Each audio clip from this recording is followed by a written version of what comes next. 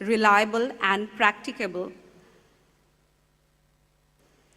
The Cambridge qualifications help learners develop core abilities, which includes not only a deep understanding of the subjects, but also higher order thinking skills, also presenting ordered and coherent arguments, reasoning, and independent learning and research. The transferable skills of independent inquiry, research, and reasoning help our learners to interrogate information, explore different perspectives, and communicate personal reflections. Our programs are created by experts, and it is rooted in academic rigor. In fact, we collaborate with the universities, the Faculty of Education at the University of Cambridge, and draw on their expertise. Our syllabuses are reviewed regularly, so they reflect the latest research evidence and professional teaching practices and take into account the different national contexts in which they are taught.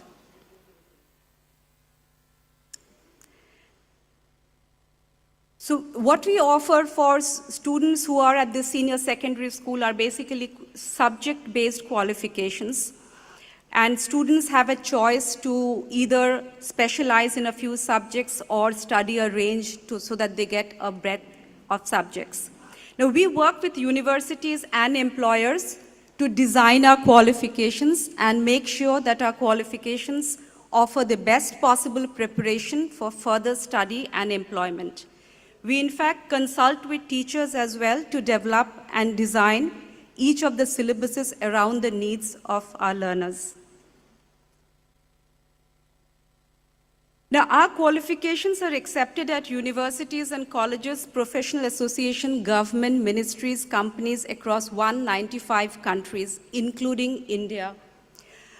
50% of our learners in India pursue undergraduate studies at Indian universities, and I'm sure you would be interested in knowing where our students actually go.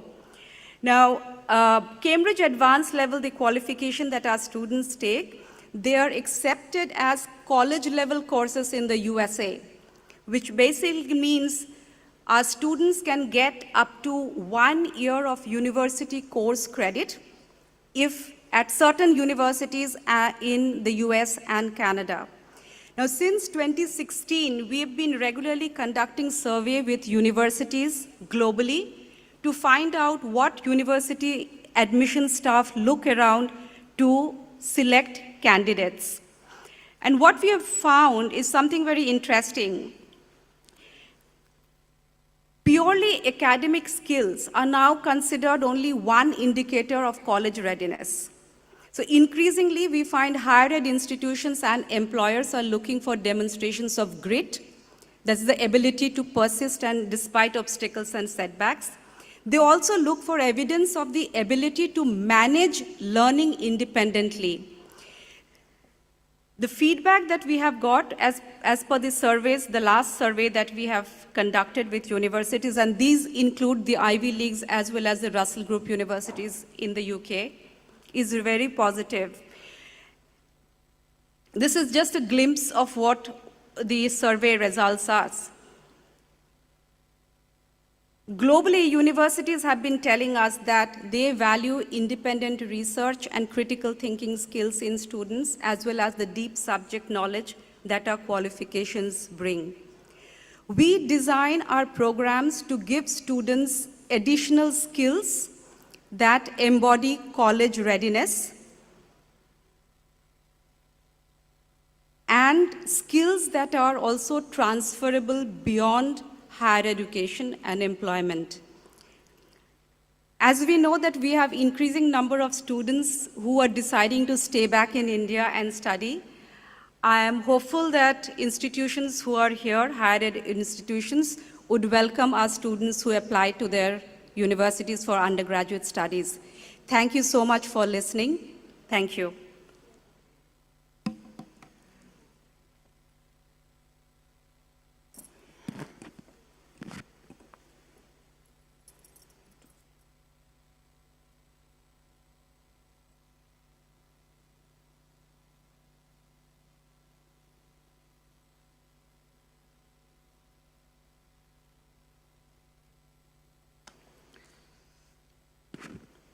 Welcome once again to the technical session 4, Creating an Ecosystem for Research and Excellence.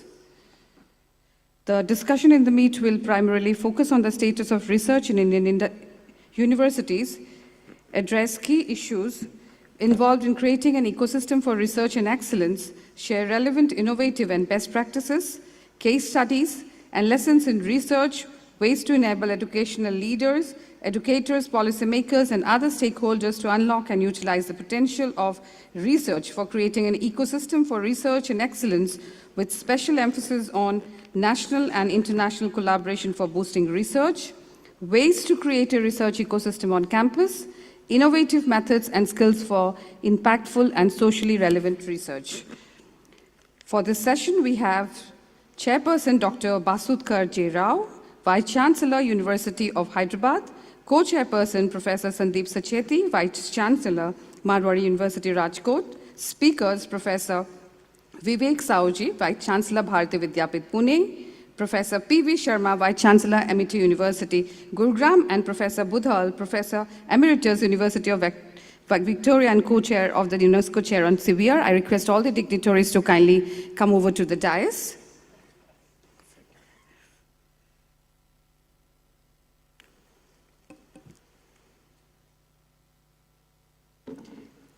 May I now request Dr. Pankaj Mittal, Madam, to kindly come over to the dais to felicitate the chairperson, co-chairperson, and the speakers for this session.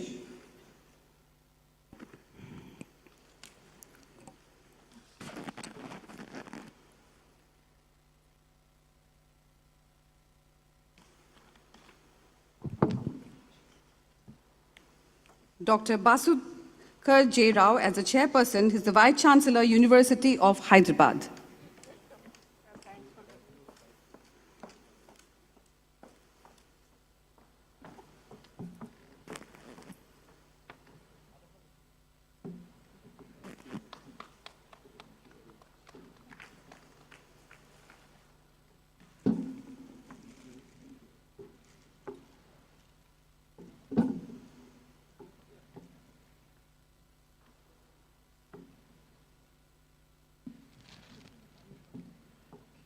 Co-chairperson Professor Sandeep Sacheti, Vice Chancellor, Marwari University, Rajkot.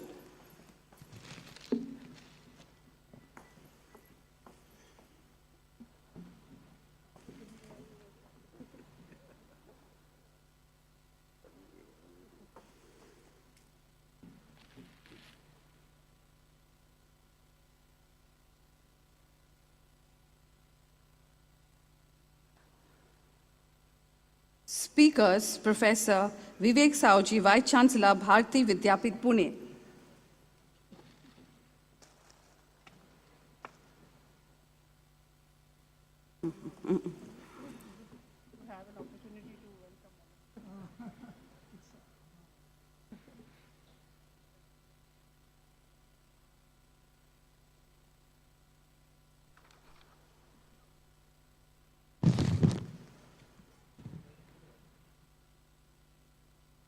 Professor P.V. Sharma, Vice Chancellor, MIT University, Gurugram.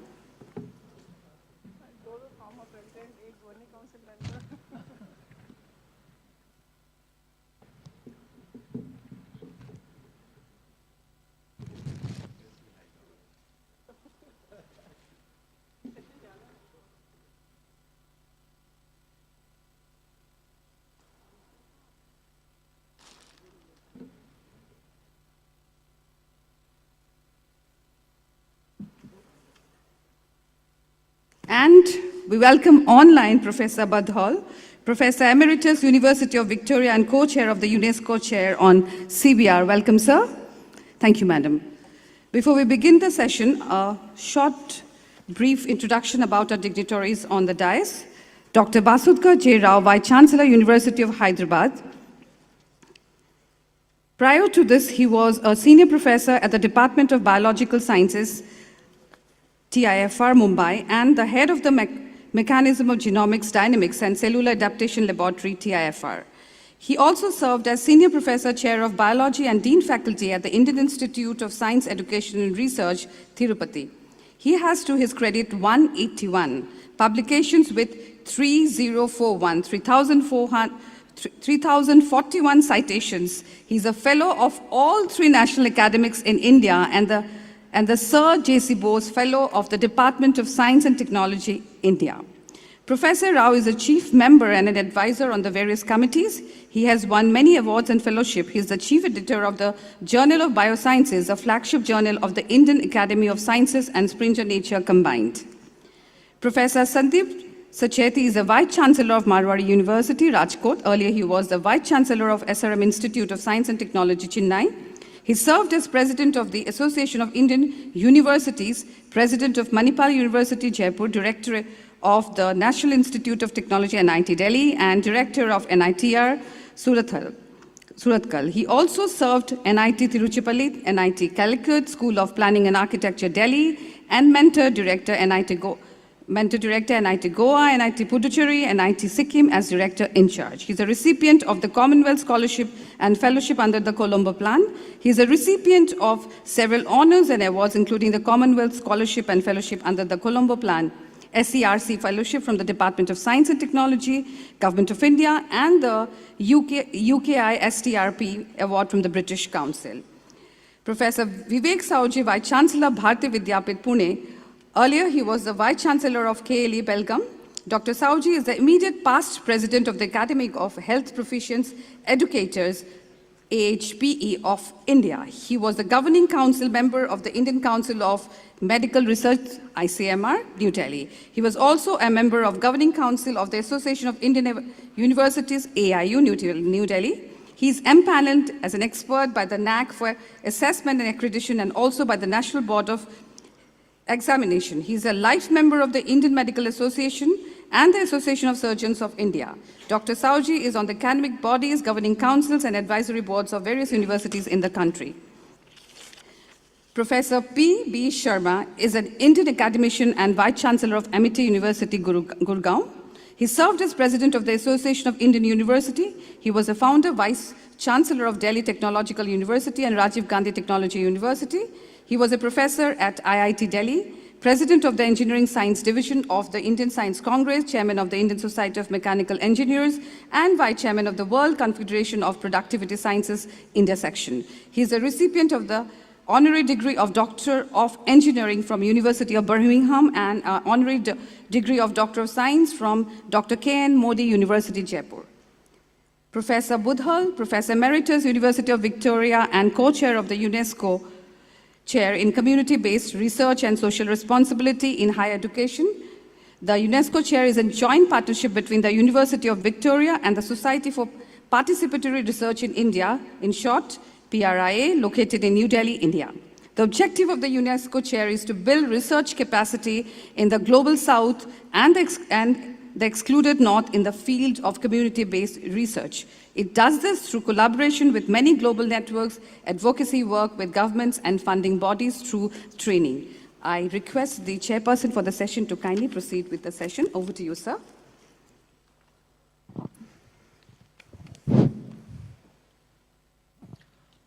I want to welcome all of you for this very important topic. The topic reads as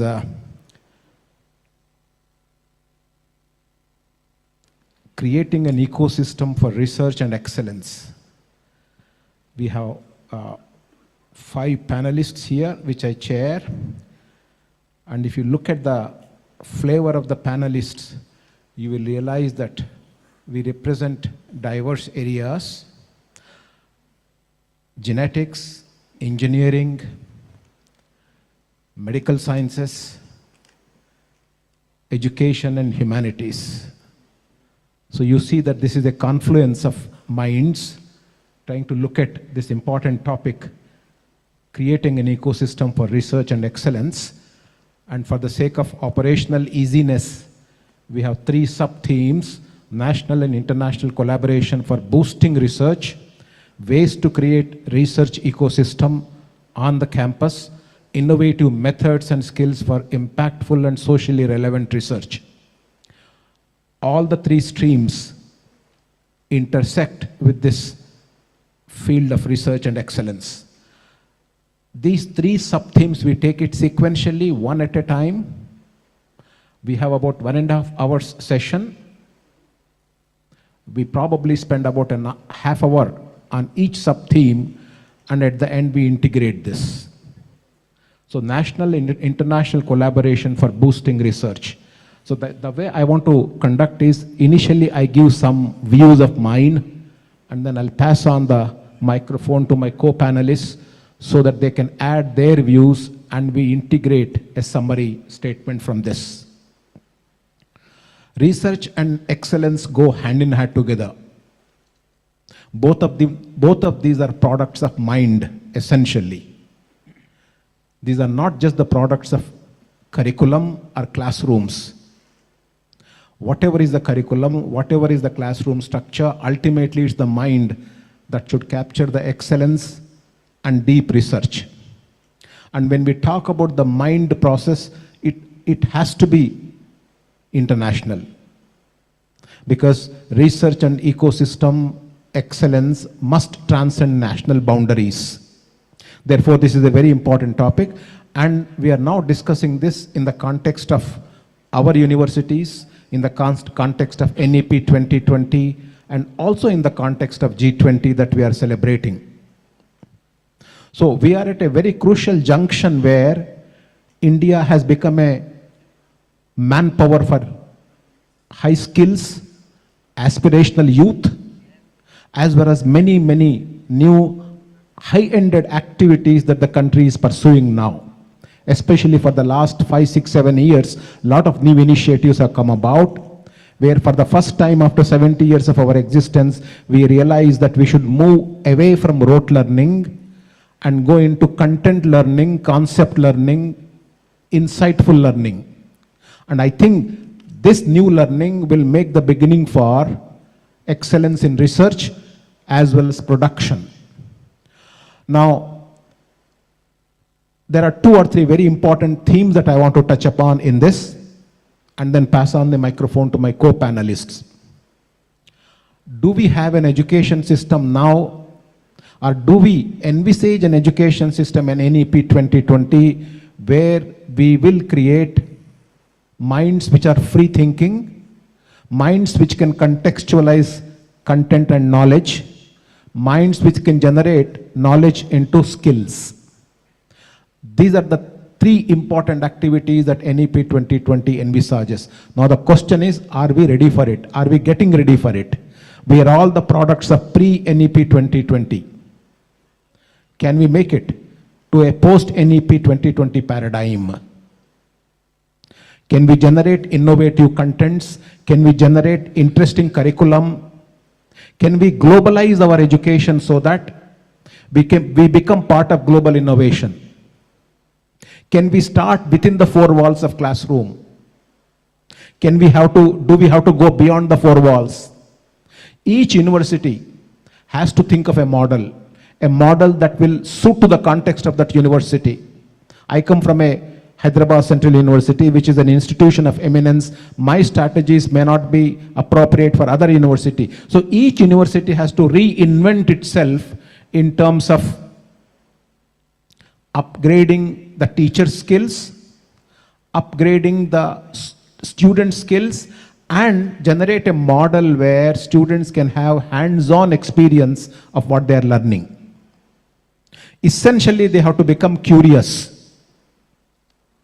And once they become curious, they become passionate about learning, be it in science or even outside science. And once somebody is curious and passionate, if the student is pursuing science, then research will begin. And if it is deeply curiosity-driven research, excellence will have to happen.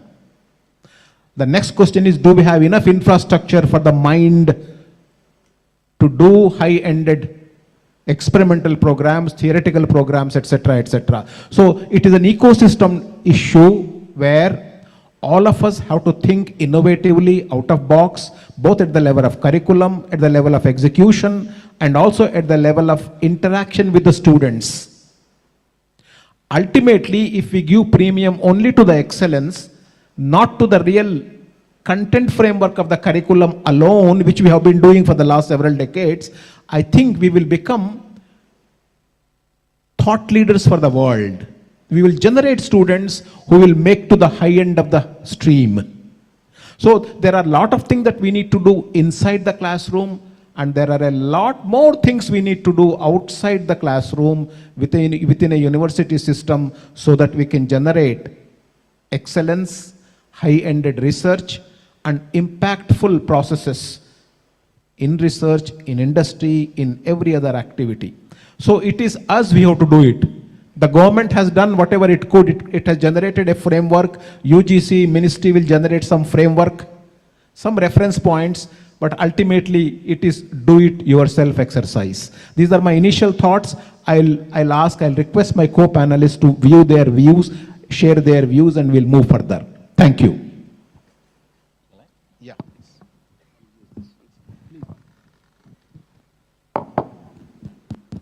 Hello. A very good afternoon to everyone. Thanks to AIU and USTM for this kind invitation and good hospitality. Also, thanks to the co-chair as well as the co-panelists on this particular session, particularly Professor Rao for setting the tone on what we are discussing as creating an ecosystem for research and excellence. I would first of all try to convey that research is what we need to do now. We have not been doing enough to call it as a research. Excellence is anyway a subsequent product of that. Excellence is what possibly I will say through our research is what we have not attained. I'm making this a statement purely because around 10 years back, I was at an airport and someone who is who from the economic world of the country ended up asking me a question because our flight was late, and he said, Professor Sanchet, you talk a lot about your engineering or science or institutions. Tell me one single product which was conceived, planned, and produced in India, which has become world-renowned. And I'm still searching for that answer till today, let me tell you. So when it comes to excellence, when it comes to relevance, when it comes to something like that, we are very far away. At that time, at least, there was a part answer called nano, which unfortunately did not succeed later in that sort of a sense. And therefore, we have had challenges whether we have done enough excellence or is there enough relevance. Already sub-themes have been given. I will start with the sub-theme number 2 first, ways to create research ecosystem on the campus. This is something important because that's where we can do the massification of research. Unfortunately, this is also not happening. I'm a person who worked in NIT system for around 20-25 years, and I would say that somewhere around 2002 to 2007, we had 2 documents. Once we were made a deemed university kind of a thing, and the second time we were given NIT Act. And the very act, in the first act, if you try to read the whole act, you would not find a word research anywhere. We are supposed to do academics, we are supposed to teach, we are supposed to administer, we are supposed to conduct meetings, everything is there, but the research word was missing. Some of us were trying that at least, for God's sake, tell the faculty that you are supposed to do research also. I also remember early 2000, I was also dean research also for my institution around that time. And many of our other faculty members or others would laugh at us thinking that he's trying to show off by doing some sort of a research. That was the attitude towards research. So research is changing. We should put our best foot forward to support research for one single reason. As I was giving the example, a teacher is supposed to be working in a domain which is primarily teaching learning. We have been discussing it since yesterday. Teaching learning is more towards assimilation of information and dissemination of information. You gather the right information, deliver the right information in the right form and context and all that, which is important. Gathering is obviously collecting or whatever, assimilation is collection, and dissemination is distribution. But then, who is going to generate the knowledge?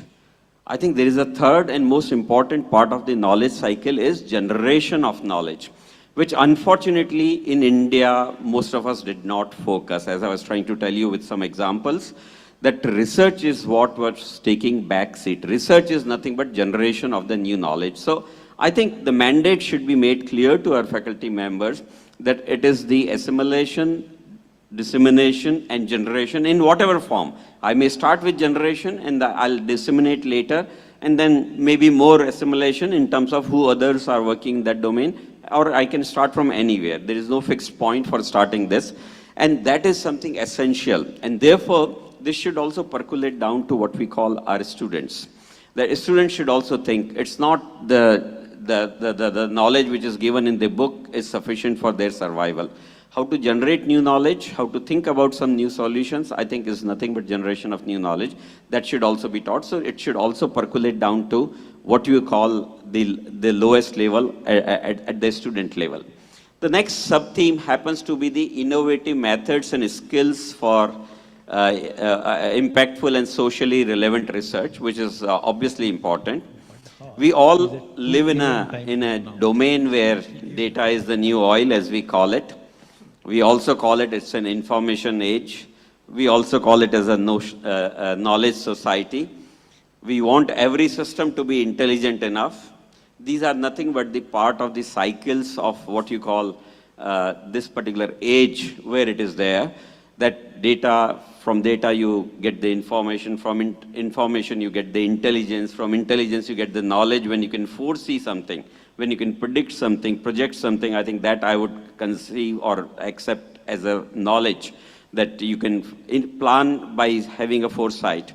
But today we need to go beyond that in this particular cycle, and that those two elements are nothing but the elements of what we call the relevance. Is that what you are doing new as a wisdom or intelligence? Is it relevant? And that is number one. And number two is even if it is relevant, is it making an impact? I think these two are very, very important things. So we should always think of an outcome. If there is no impact of what you know today, I think your knowledge will be not very worthy. That's all I can say. So in engineering, we generally follow a principle that the end goal has to be in the sight, and then we plan the path accordingly and parameters accordingly and so on and so forth. So you should also know the impact. The moment a research is conceived, an idea is conceived, a project is conceived, I think it's very, very important for us to know what impact it is going to make and whom is it going to impact. And I think that's the reason why India now is focusing on impactful research or socially relevant research or something like very useful research. So I'll come to possibly the third point also, and maybe later, once we finish the first round, maybe we'll get another opportunity to give you some more examples. And the third point, the very first one, national and international collaborations for boosting research, which is something important. Research cannot be done in isolation, should not be done in isolation. We know that most of the Nobel laureates today are people who are getting it in cluster, 2-3 people. Reason for that is, one alone cannot do much, or one alone as a lab cannot do much. I think you need to have confluence of ideas coming from here, there, someone seeding the theory, someone proving the principle, someone making the applications, and so on and so forth. And therefore, collaboration is something must. And collaboration is what we are all dying for. Obviously, it is happening. We have all huge number of collaborations, including my own institution. We can show many collaborations, but how many of them are active, I think was the point raised yesterday also.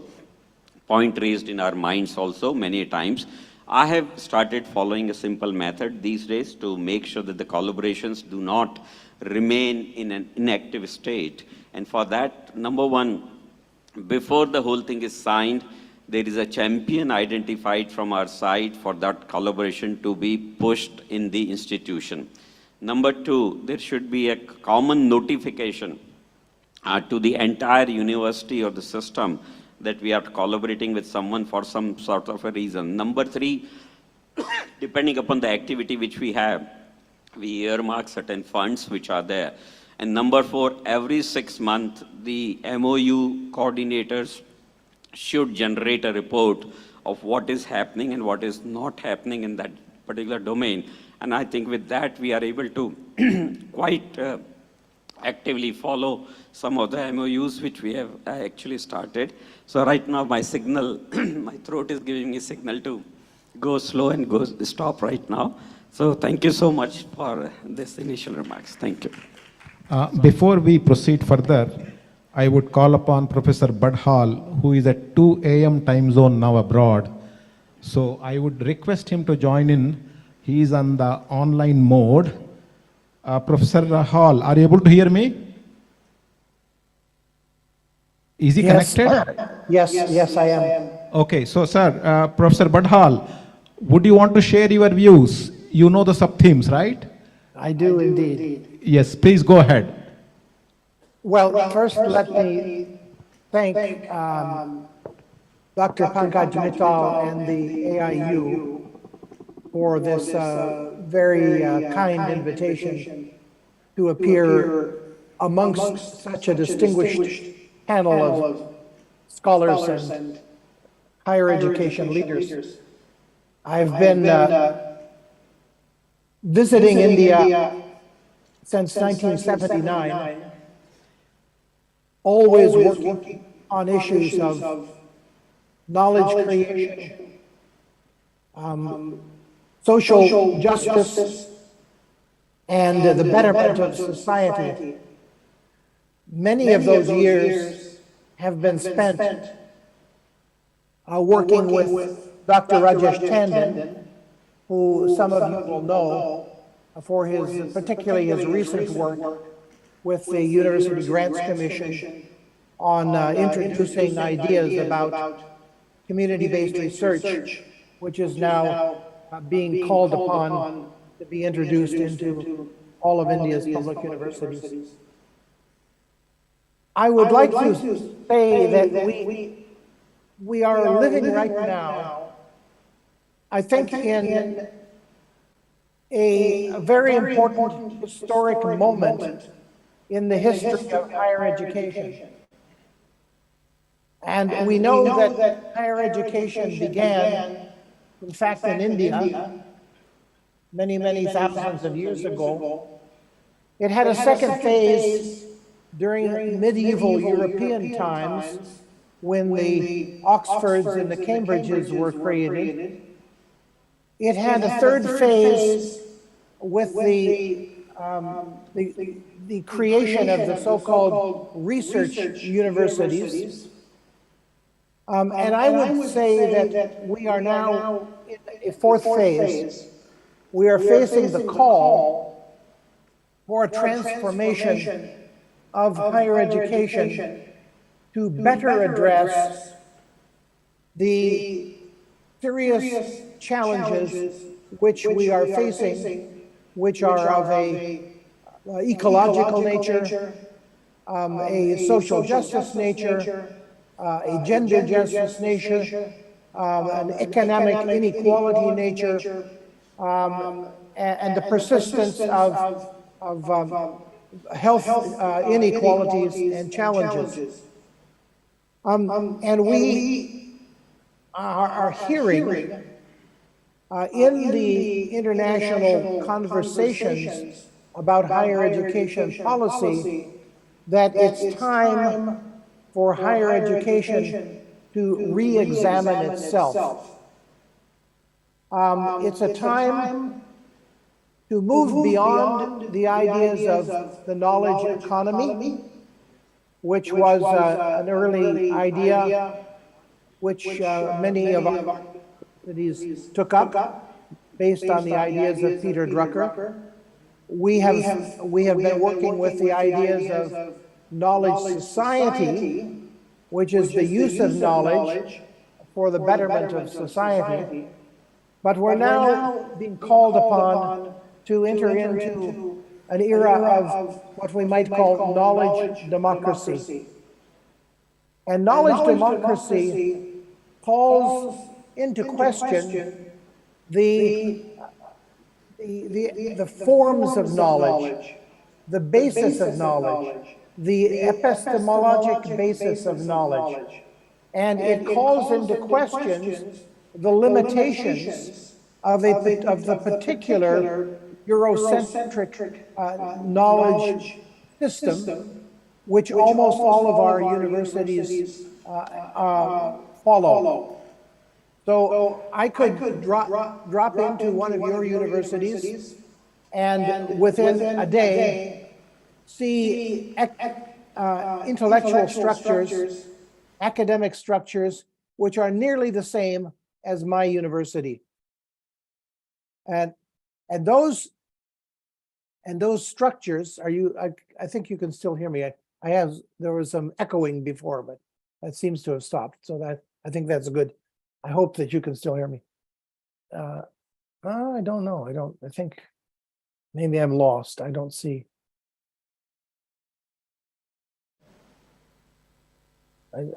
Please go ahead. Oh, okay. Yeah, please go ahead. Yeah.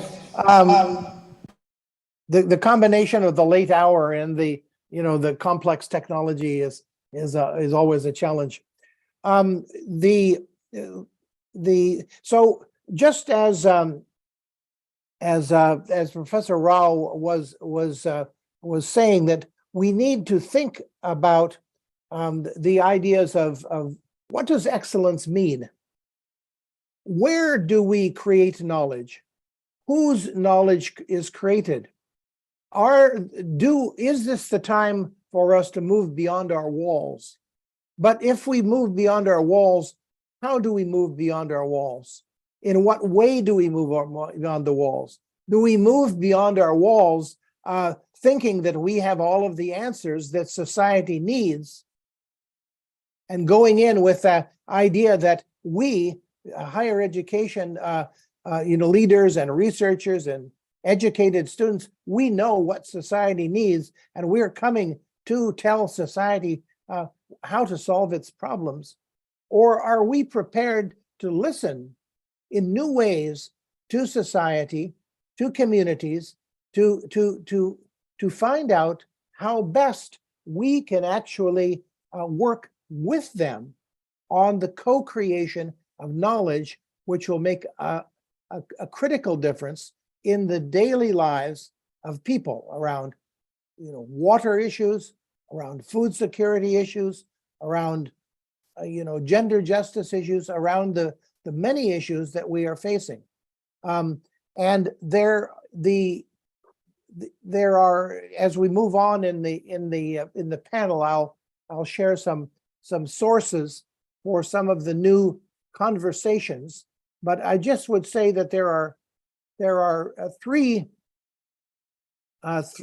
areas which have found their way into what a kind of emerging global policy consensus about what a transformed higher education might look like.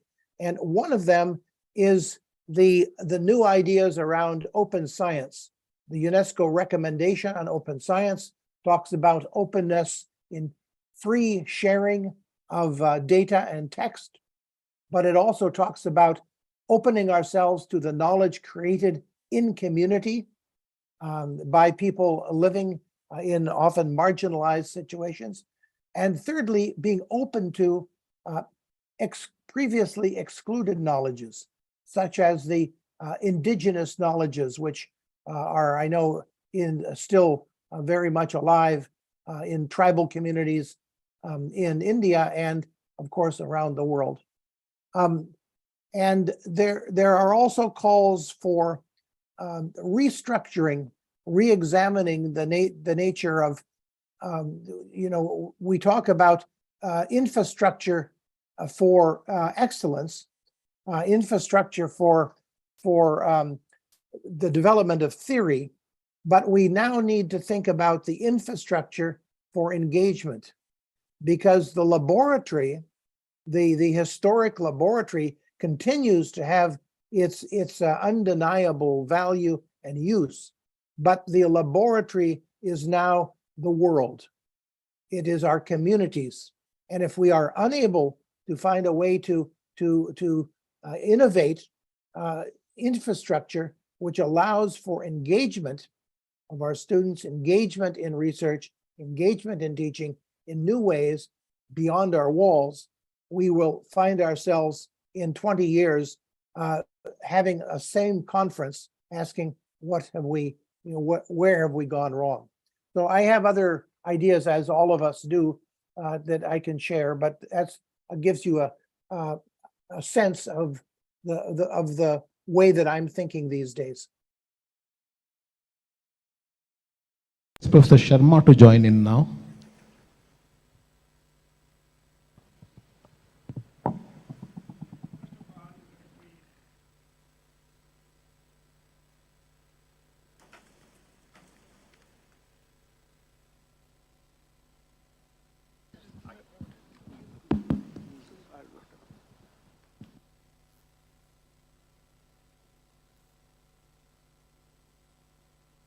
Let me take this opportunity to express my profound gratitude to AIU as well as to the University of Science and Technology, UST, for giving us this opportunity to be here in the company of our fellow Vice Chancellors in a university which, in my opinion, is leading by example.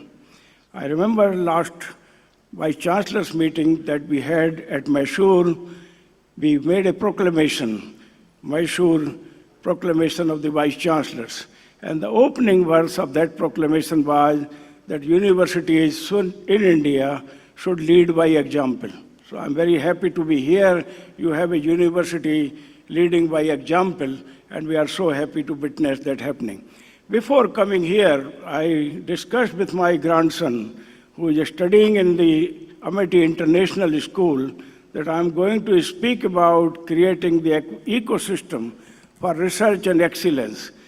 Now, younger ones, though they are still at the secondary, he has just gone to the 9th class. He said, Dada, I would like you to correct the title of your very first slide. He said, rather than talking about creating an ecosystem for research and excellence, you better talk about ecosystem for research for development, not just research. And he also said that you talk about how you are going to utilize this ecosystem for research for development to foster educational excellence. So I'm correcting my title around that because the younger generation today is highly conscious about it. I also asked him what exactly is knowledge creation, something which the Honorable President of the session has raised as a question in beginning. He said to me, Dada, if you really ask me, I'll say honestly, knowledge is not something which you can ever create.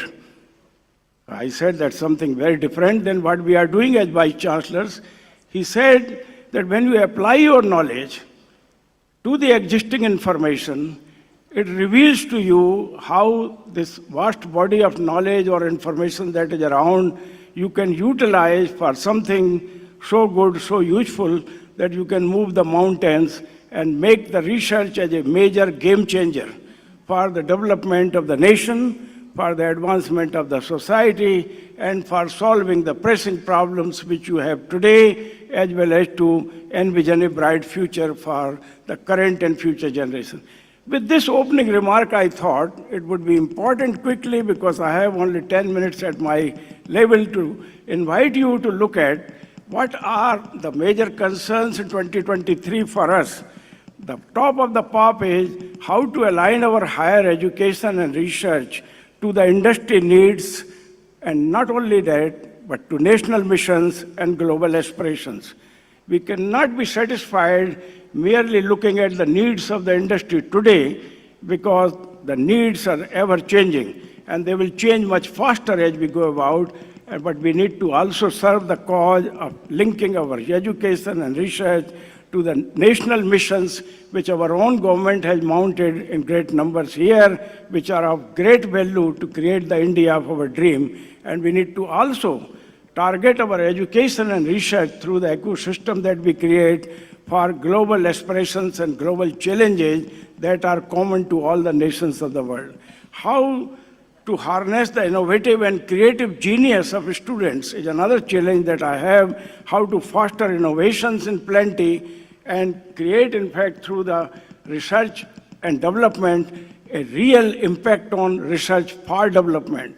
This is not my phrase. The Honorable Prime Minister of India, while inaugurating the Science Congress 2 years ago, he said that all universities in the country, as well as the R&D organizations, must redefine R&D as research for development. And I'm sure the Honorable Prime Minister was right, because the very purpose of research is not merely to create knowledge, but to ensure that knowledge is utilized for the development of the nation and the society.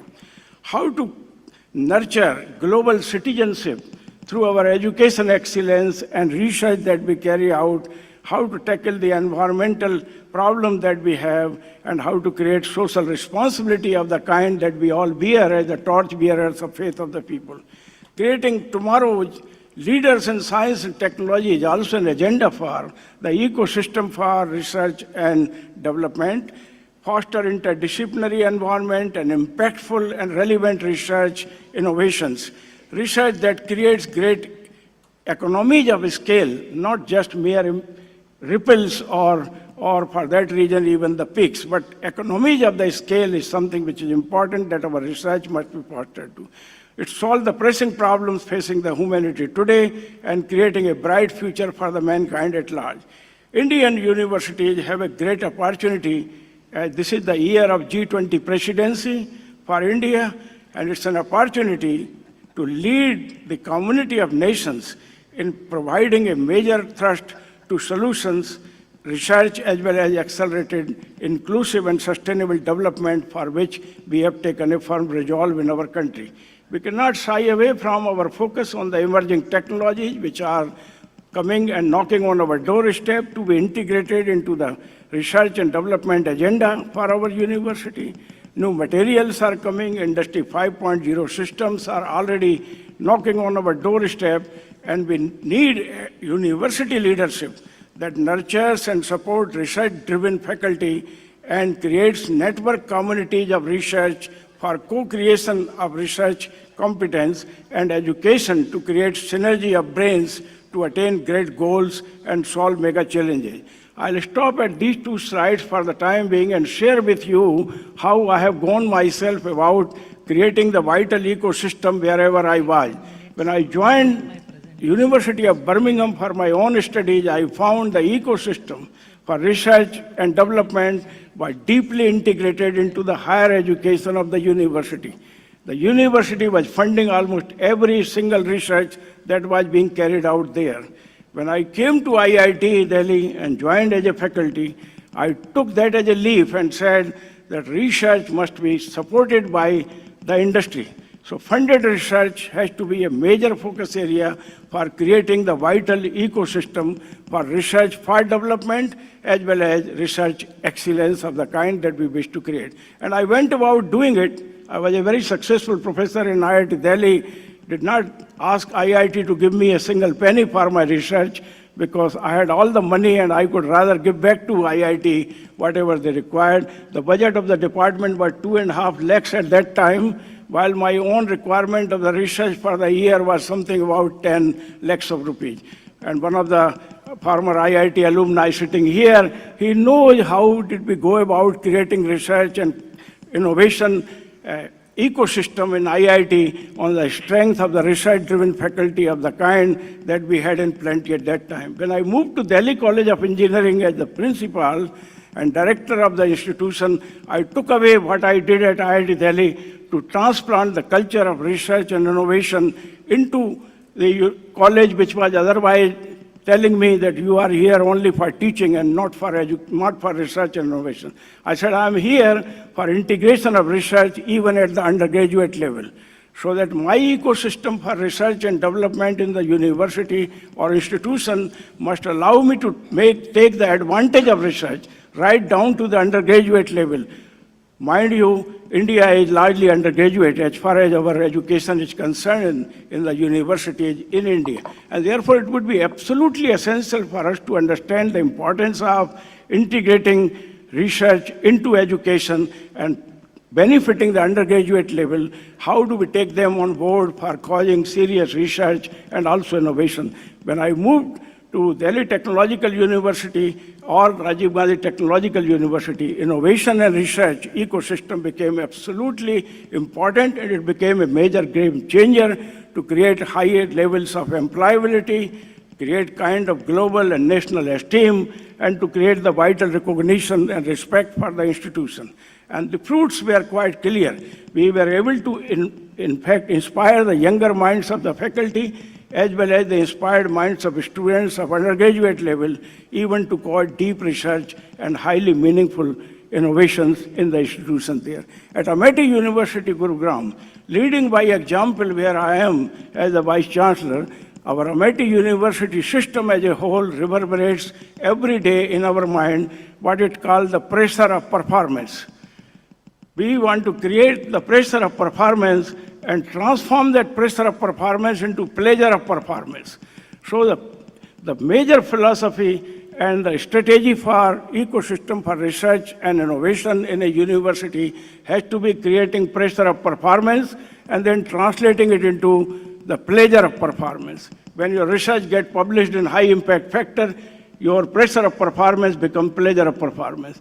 When your research and development that you caused in your laboratory results into a high quality patent which can be commercialized, your pressure of performance becomes pleasure of performance. So pleasure of performance is something which we need to keep in mind to be created through pressure of performance, focusing always on quality, relevance, and excellence. And no wonder today, Amity University, Haryana has as high as 92 higher-end funded research and development projects of a total value of 50 crores of rupees, coming from high and mighty organizations here in India, including the consortium research, coming from the consortia of working together within the country, as well as with the universities abroad, including European Union and the universities with whom we have our collaborative partnership. And by doing this, we are in a position to drive the agenda of creating that vital ecosystem for research, for development, for the nation. Let me finish by saying that the calls for our Vice Chancellor's meeting today here, especially in this session, have to take note of that we are sitting on a great opportunity in each of our university. We have to align our university R&D to ensure that government succeeds in its mission of circular economy. We have to ensure that our R&D in the university allows the government to reap the richest benefits of the renewable energy and the hydrogen mission which they have created so well. And our research in the university must also strengthen the hands and resolves of the government to create meaningful research which can be translated into products and services that will create inclusive and sustainable development, not only for generation today, but for tomorrow. And therefore, I think in this particular session, let me finish by saying that universities must lead by example, by translating the pressure of performance into pleasure of performance, but also putting a brave face. And I'm very happy to say that my university, we are reprocessing the entire wastewater and reutilizing it into the system, saving millions of gallons of fresh water each year, leading by example. No wonder we are rated at number 32 out of 1,500 plus universities worldwide by the Times Higher Education Impact Ranking when it comes to water security. Same thing we do in energy security. Same thing we do for the climate change, which is knocking on our doorstep. And therefore, universities have to lead by example, because the students today, they don't want long lectures. They want to learn from you what you are doing. This is the age of learning by doing, and this is also the age of understanding how can we do it much bigger, much better, and co-create that future that is lying ahead of us. Thank you so much for giving me this opportunity, Mr. Chairman. I will respond any other question toward the end when it comes. Thank you so much. Thank you, sir. Now we will move on to Professor Sahuji for his views. You want to go there?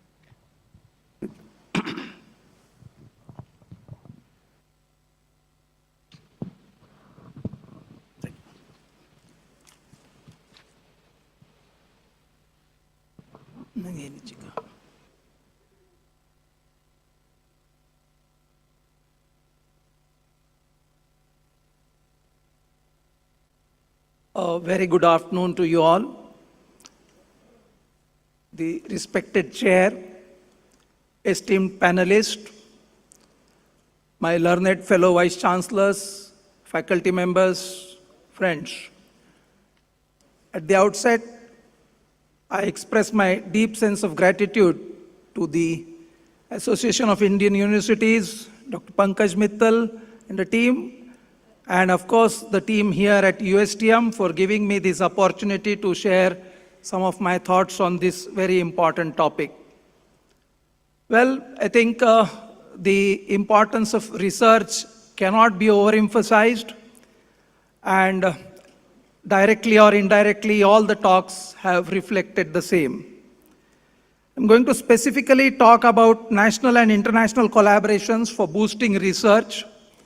I have divided my talk into 3 parts. First, I'll give some general observations, and then I'll give you an example of successful collaborative efforts leading to meaningful research which had an impact on community.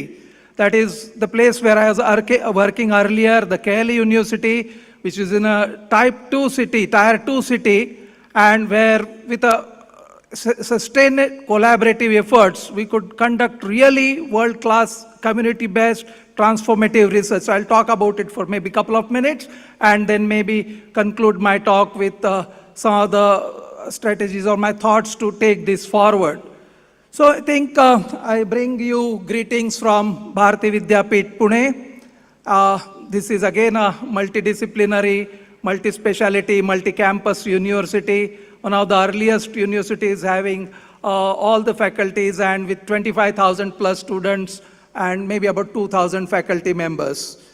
So the broader topic is the creating an ecosystem for research, which has been subdivided into 3 themes.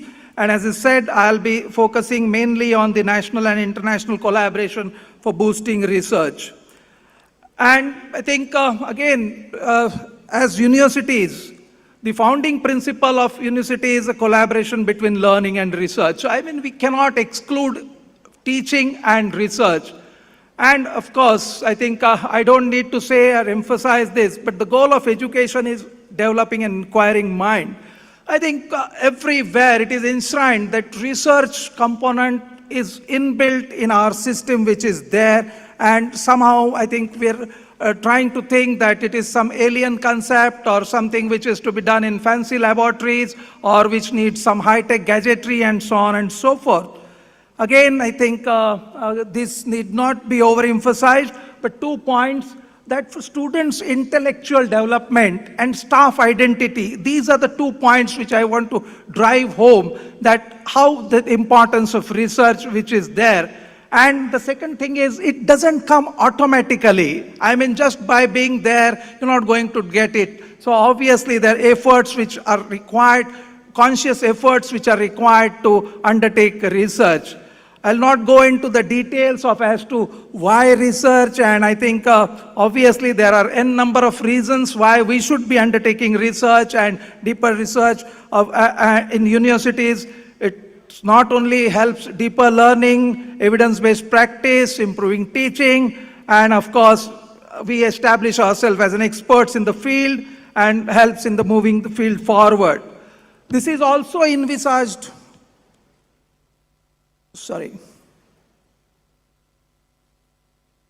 This is also envisaged in NAP 2020, and I think NAP 20, we have been hearing about it, that we're talking about holistic, multidisciplinary, and of course there's a focus on research, creation of knowledge, and with a collaborative efforts. So coming to the topic, collaborations, I mean, why collaborations? I mean, obviously I think brings in different ideas and perspective. So if we collaborate, if we work together, we can work on each other's strengths. We're always complaining of lack of resources, and I think we can pool our resources which are there. Each player can contribute something unique, and if we have a collaborative research, this further adds to the validity as well as generalizability of the findings. And this can help address from local issues to global issues. If we're doing a research in collaboration with the community, it can address the community issues. If we can take it at the global level, we can address the global issues.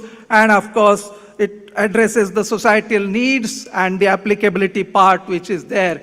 As I've said, that I was working earlier in a small city, Belgaum, as a Vice Chancellor of the KLE University, and we can have a successful example of how this university leveraged onto the collaborative efforts for a sustainable research outputs which are there. So initially, I mean, Belgaum has a ICMR Institute of National Institute of Traditional Medicine. Initially, it was 10 years or 12 years back when it was conceptualized. It was a regional medical center for research.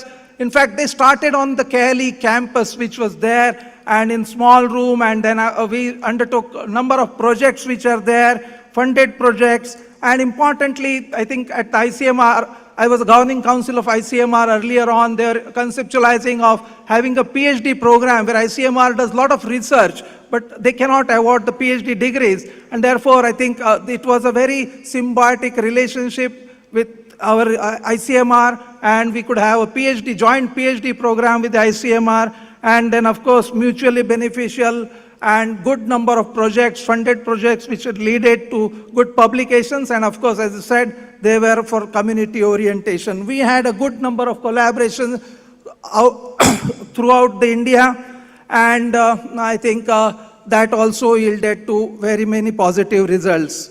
As far as the international collaborations are concerned, again, I'd like to emphasize a couple of points that it is important. Initially, of course, we had a collaboration with University of Illinois way back in 1999, and it was initially for a joint degree in health profession educators for the capacity building. Somehow we hit the roadblock with the UGC because that degree was not in the UGC statute, and we had to maybe do it with the DHPE program which is there, and then, but eventually I think we wrote some projects which are there, and then they got funded, and that was about the establishment of the global network for women's health, those community-based projects. This was our earlier forays into the international collaborations. Later, with the Thomas Jefferson University in Philadelphia, we established an India center there, and now we are known nationally and internationally for our work in maternal and newborn health. I mean, it's not just me saying it here, but it is reflected into the number of projects which are there, the number of fundings, the amount of funding that has come from all these projects, and then of course, some path-breaking research or the policies which have been adopted not just by WHO but across the world. Some of the findings of the research which was generated has resulted into policy documents, guidelines for maternal and women health, and that is something which was, and this resulted into visit of the United States Secretary of Health. She was wondering as to where so many dollars in a small place in India from USAID were going. And so she wanted to come, and she came for a visit to us. And then, of course, there's no looking back. And now we are, this was about India Center. Now we are a WHO collaborating center, an ICMR center for clinical trials, and also NIH center which is there. So the point is that I think initially it was about the building confidence, writing projects, working with right kind of people, and then I think it all yielded to very positive outcomes which were there, and we were working on each other's strengths. This was the establishment, I mean, this was the WHO collaborating center. And then these are the partners with which we were working, which includes all from NIH to Gates Foundation to Medical Research Council UK, and of course some of the national partners which are there. And all of them are still working with us, and we're doing a good number of projects. So the point which I want to emphasize is that it is possible if we have right kind of intentions, if we have clarity of thought, if we have clarity of purpose, why we are doing this collaboration. Otherwise, many times collaborations are done with international agencies for the purpose that, okay, they'll come, they'll give us some grants, or we'll be able to do some of their trials which are there, and then I think we play a secondary fiddle to them, and most of the time it doesn't work. But if you have right intentions, if you have see, this is something which is there. One of the drug which was established, developed, which is there, that is a room temperature stable carbetocin. This is a uterotonic which is there. And this uterotonic which is there, earlier it was oxytocin. Oxytocin has to be stored in refrigeration, and it cannot be carried into villages. So this was the drug which was launched from our platform at KLE in 2021. And we were the pioneers, we were one of the investigators. Of course, it was developed by Merck company, but we were the primary site which was responsible for development or launch of this drug.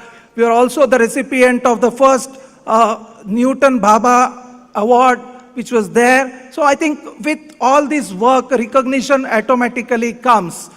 We had generated a lot of grants, publications, and so on. So, and these are the policy documents. So that's something which I would really want, that I think we always are in the nature that, okay, we can't do anything, and there are limitations which are there. But I think it is possible. 2 or 3 points. I think starting early, that is, sorry. So starting early is something which is very important. I mean, of course, I'll say it is never too late, but that is something which we need to take steps. We need to initiate. A journey of 1,000 miles begins with a single step. We need to start. And then, of course, important is, unless, of course, we have trust, we have confidence in each other, then only we will be able to move forward. The other points which are there, important, but that's something all of us are aware about. Way forward, collaborations is the need of the hour. We need to be very clear as to what is the purpose of our collaboration, what are the priorities, and what are our strengths. Of course, we need to define the roles and responsibilities. We have to have open mind, and I think we can arrange small projects like Ideathon and so on and so forth. We need to be updated with technology. I mean, many a times I think all technology, many a times we say we're technology immigrants, and we are still late to adapt to technology. So technology is something which is important, and then we need to find a partner, like-minded people. I think meetings and workshops like this certainly help in networking, certainly help in finding partners. I saw the USTM team which wants to establish collaboration with all the universities here, and if out of so many universities, if few of them materialize, it still would be a great step forward. So obviously we need to find right kind of people and with right kind of attitude, and I think that is the way to move forward. So I think that's about it, and then we'll be able answering any queries that may be there. Thank you very much. Thank you. We are now almost 1 hour into our session. In the first round, essentially everybody put out their views in their context, in their experiential field, and I think we essentially touched upon all the sub-themes in an interwoven manner. So what I would do now is, we will have one very crisp round. Each of us can summarize in 2 or 3 minutes the bottom line that we want to communicate. And then the remaining 20-25 minutes or so, or even 20 minutes, we'll leave it open for question-answer sessions. I think that's the right paradigm. So before I circulate the microphone for all other panelists, I just want to summarize my views. I really want to call a spade, our education system. Our education system is a very large system. Now, if you want to contextualize our education in the global scenario, one would say that global scenario is full of interesting challenges. All the low-lying soft problems are all solved. Now, important problems are waiting to be solved. Is the higher education system in the global scenario ready to solve it? That's the question. And in fact, that's the only question relevant. Is Indian counterpart ready to solve it? If we ask this question, we probably will get a shy answer, may or may not be. We get a shy answer because we have not still generated a very robust, innovative, fearless system of young minds. Our toddlers, our children who are very creative, go to schools and lose their creativity. They were doing nice painting in their houses. The moment they go to school, they stop painting. When they go to schools, higher schools, they become even more rigid. When they go to higher educational institutions, they almost stop thinking. In the process, we have generated products with certificates, but not with any thinking ability. This is the ground reality. Can we change it? This is the only question that we have to ask. To change it, we must realize that it's a large population. You cannot change every candidate in a large population. You can only align them. You can only align a magnet. If you create a field, magnets can be aligned. Can we create that kind of field, that kind of ecosystem where people align towards creativity, new things, doing things differently? How do we do that? In any large system, you will have 1 or 2% who become the pioneers. This is the nature of the creation. Can we generate that 1 or 2 pioneers, 1 or 2% pioneers, the Gautam Buddhas, the Mahatma Gandhis, Michael Faradays, Einsteins, Newtons, C.V. Ramans in our system? If we can generate that 1 or 2% of the pioneers, the others will align more or less. Do we have an ecosystem to generate those kind of pioneers? 1%, 2%, 3%. If we ask this question and if we come up with a model, then I think we have a solution in sight. If we fail to generate this 1 or 2% pioneers, there is no aligning force. Where does the mind really awaken? The mind awakens when the mind is growing up, when they were children, when they are in undergraduate education. Can we influence very deeply at that level? In fact, most of the Nobel Prize winning work by the Nobel laureates was conceived when they were undergraduates. They were bitten by the problems there. Can we generate an undergraduate education system where we generate people who are bitten by problems? If we can generate that, then we are generating problem solvers. If we are generating problem solvers, then we are creating job creators, new system creators. So therefore, we must impact young minds very deeply by whatever method you have. Unless we can impact them, they will not do it on their own. Ultimately, doing education, doing research, doing innovation, doing excellence is do-it-yourself exercise. Nobody will come and handhold you. You have to do it yourself. You have to learn to fail and then succeed. We have to generate an ecosystem where people have to fail many times. The fear of failure has to go away. Our system is full of fear barriers.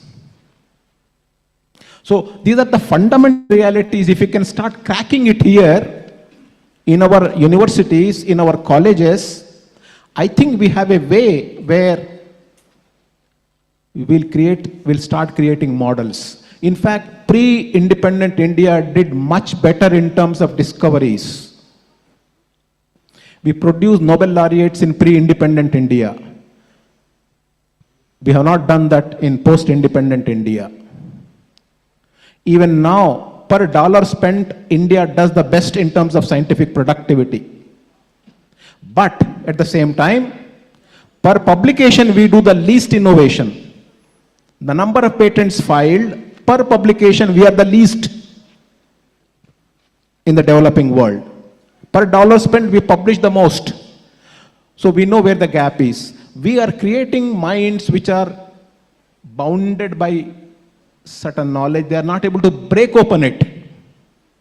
Breaking open has to start. Then per publication, we will generate a lot of innovation.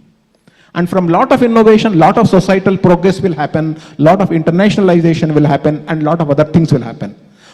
I will only summarize by one simple story that I keep telling my students. The story is the following. Famous Italian painter, a sculptor, Michelangelo, started chiseling a marble. All sculptors of that era in Florence started belittling him because he was chiseling a defective marble.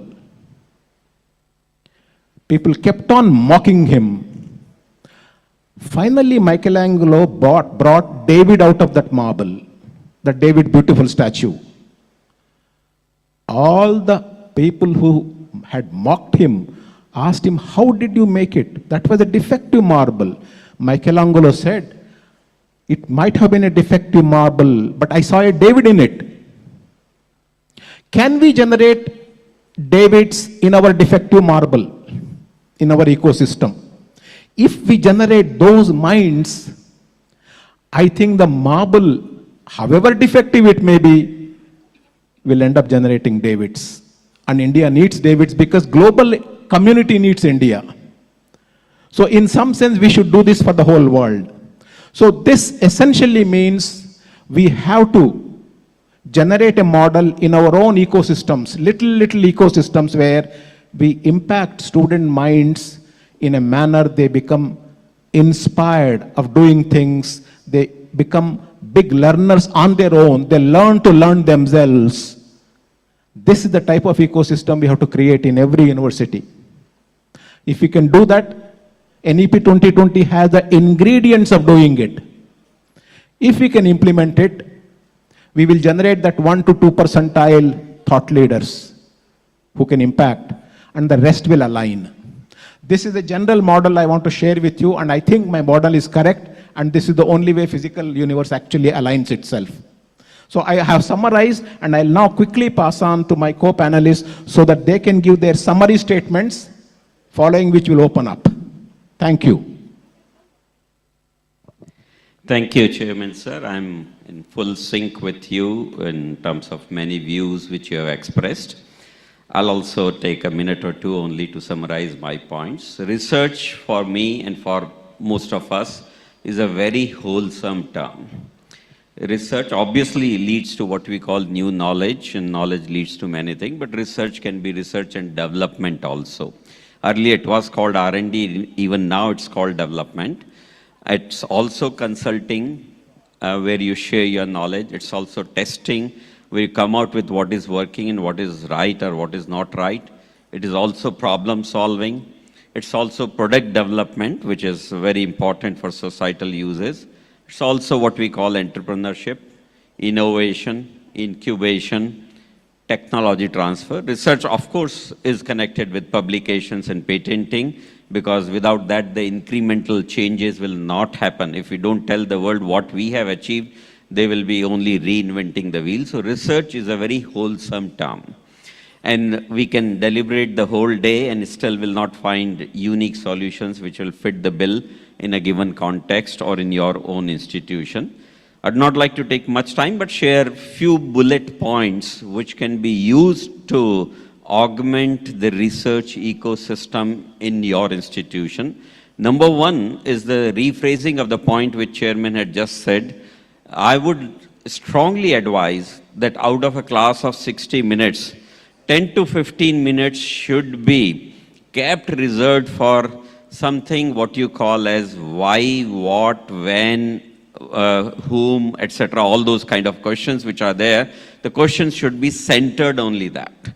We hardly teach a student why we are teaching this subject to you. The poor guys come in the class and we start delivering the contents, and someday at 30th, 40th lecture it finishes without even knowing why he has studied that.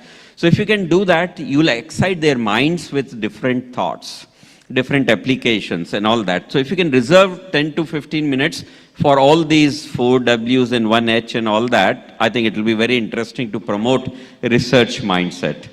The number 2 would be, after they have done the basic level of courses, let's say after first semester, second semester or third semester, make sure that the remaining semesters of their study, in each of the semester, there is at least one course which is of research orientation, which may be of problem solving orientation, which may be of a team working to solve a problem. I think that will entail many good teaching learning activities and also tell them and deliver them with many good attributes which are required to be successful in the research world. So second would be that you give them one open-ended research-oriented courses, and the course can itself be what you call mini project, minor project, solving a problem of industry or solving an open-ended problem of hackathon or whatever, something like that can be there. Number three, you can possibly give them mature students to choose a track, because once a student gets a little bit mature, he knows where his interest lies. Unfortunately, we don't take them there, and once we don't take them there, the research is not going to happen. They are somehow surviving, and therefore they don't talk about research. They are just struggling to pass. So take them to their interest, allow them to change the track. Schemes like ABC does that, and we should allow that.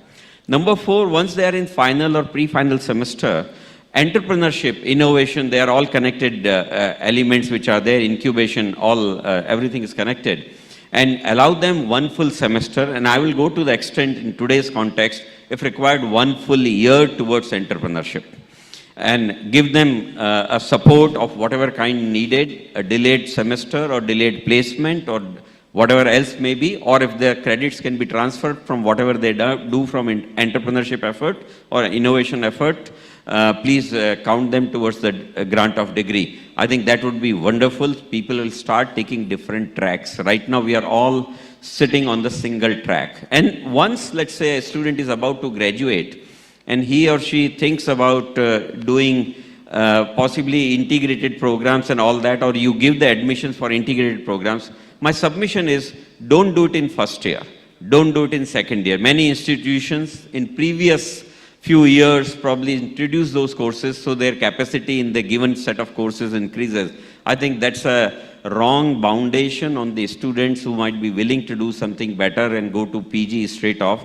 My take would be, and this I've learned from IIIT Hyderabad some time back, that they allow a student to choose that track either at the end of second year or third year, that they can choose an integrated track, something like that. So once you allow that, possibly you'll find more students taking the path of research, which is there.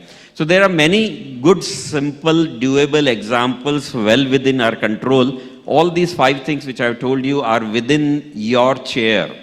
You head the academic council, and there is nothing which can say no to this kind of a thing. No UGCs, no AICTs, no disrespect to them, but we have to be innovative enough to make sure that the research promotes. And my final word on the research is, Sir also touched almost at the end, and it's something very close to my heart, and that is the failure aspect.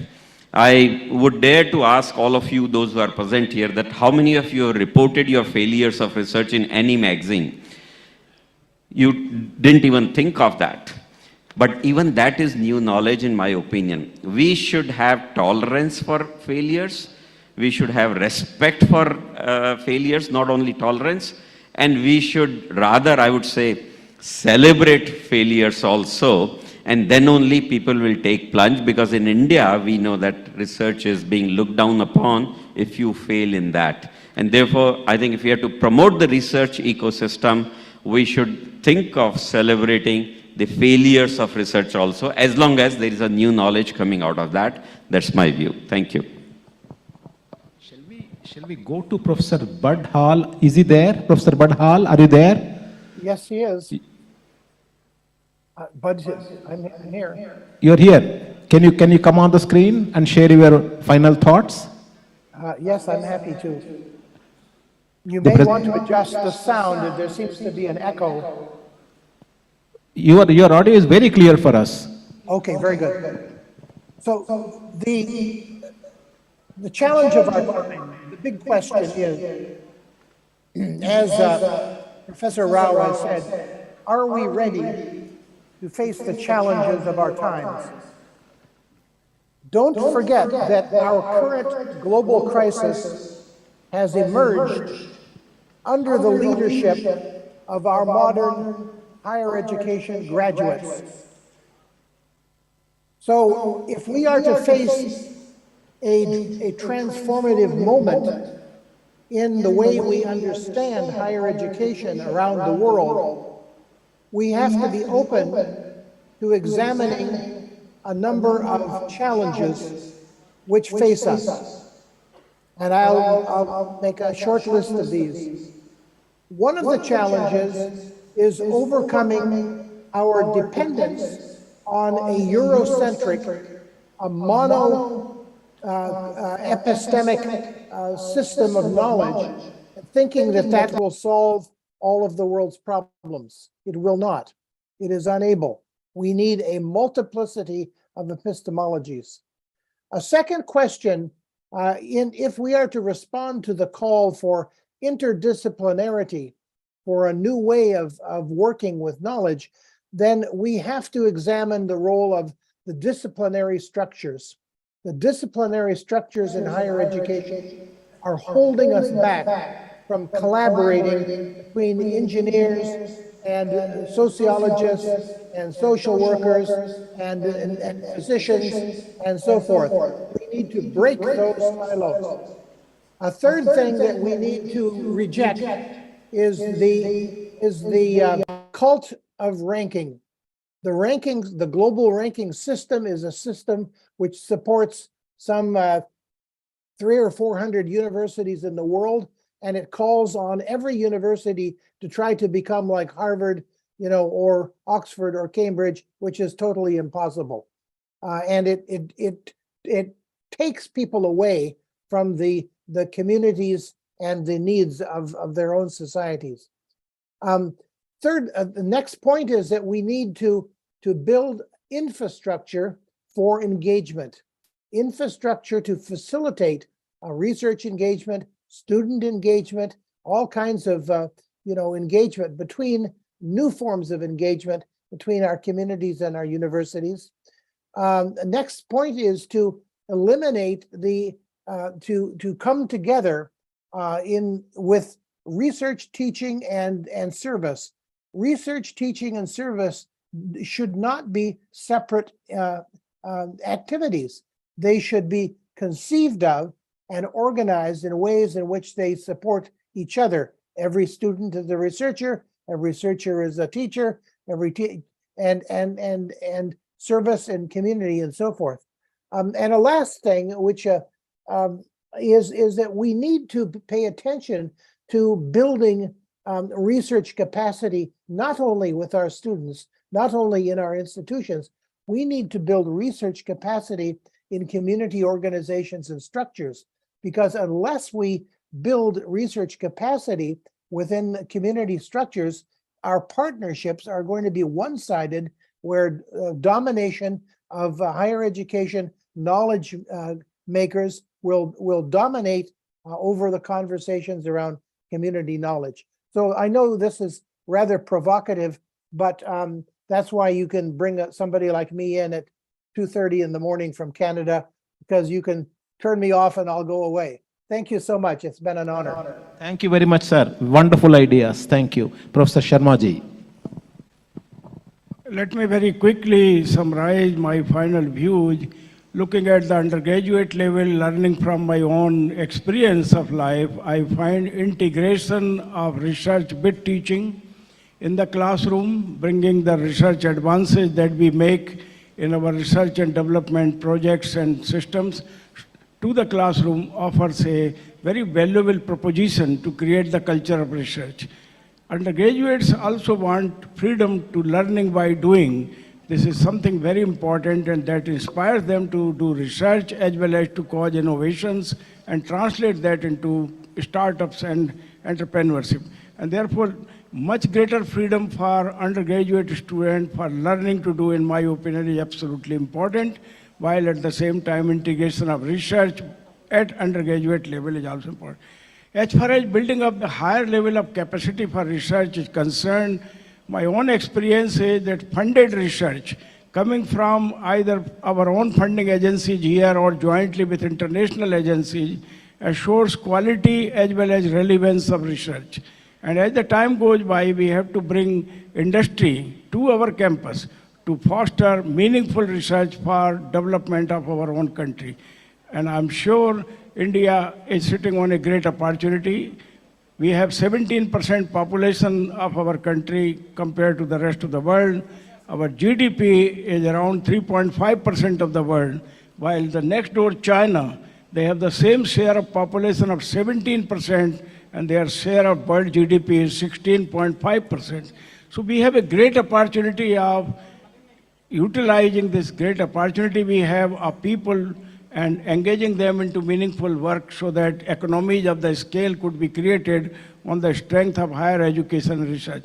Last but not the least, it's very important for us to understand that we need to incentivize, recognize, as well as reward those who are working in research. And each university has to have now a system by which you are able to create that multiplier effect by the incentives and rewards and recognition that you offer both to the research faculty as well as to the research-minded undergraduate, postgraduate, and doctoral students. Let me finish by saying that research is not for a career. Most of the time I ask my PhD scholars, why are you doing research? They say, I want to be a professor or a vice chancellor. None of them ever say that I want to solve a problem which my suffering humanity, for the suffering humanity here in India or outside. Very often you find people not able to say that I want to solve the problem of traffic congestion which Delhi has, or the problem of the wastewater that is directly flowing into the river streams of the. So we need to also sensitize our research community within the university that research is not merely for a career. It is for a larger collective good of the humanity, and career will always be taken care of. So if you are a good researcher, you will become a vice chancellor one day. You will become a managing director of an industry. But that cannot be your immediate goal when you carry out research for doctoral level in the university. This kind of change we need to require, and I'm sure my learned vice chancellors are quite capable of causing this major shift that we need to now ensure that India marches and cruises on the pathways of research for development for our nation. Thank you so much. Thank you, sir. Thank you. Very well put. Professor Saoji to conclude his thoughts. Well, I think a lot has been said, and I don't need to really add anything more. All learned vice chancellors are here. My only one sentence, one mantra which I follow in our university is each one teach one. So if each one person is able to influence another person, and that's how I think we'll be able to grow the tribe. And it's not everyone's cup of tea, but actually the ones who are there, if they are able to take this, and in the larger context of university, if one university, if say Bharati Vidyapit is wanting to tie up with IITs or is with Shastra or with any other university, I think we should be able to identify and work together. So I think that's the one thing which I would want to say. Thank you very much. So thank you very much. We have about maybe 15, 20 minutes left. We are the last session, so we have some luxury of stretching it. I wish the hall were full of students so that they can ask us all kinds of questions. Now, in the absence of students, we have other students here. All of us are students. So if we can open up for some lively debate, that would add color to this important session. Please. I am Ramesh Goyal, Vice Chancellor of Delhi Pharmaceutical Science and Research University. See, the research is basic or applied.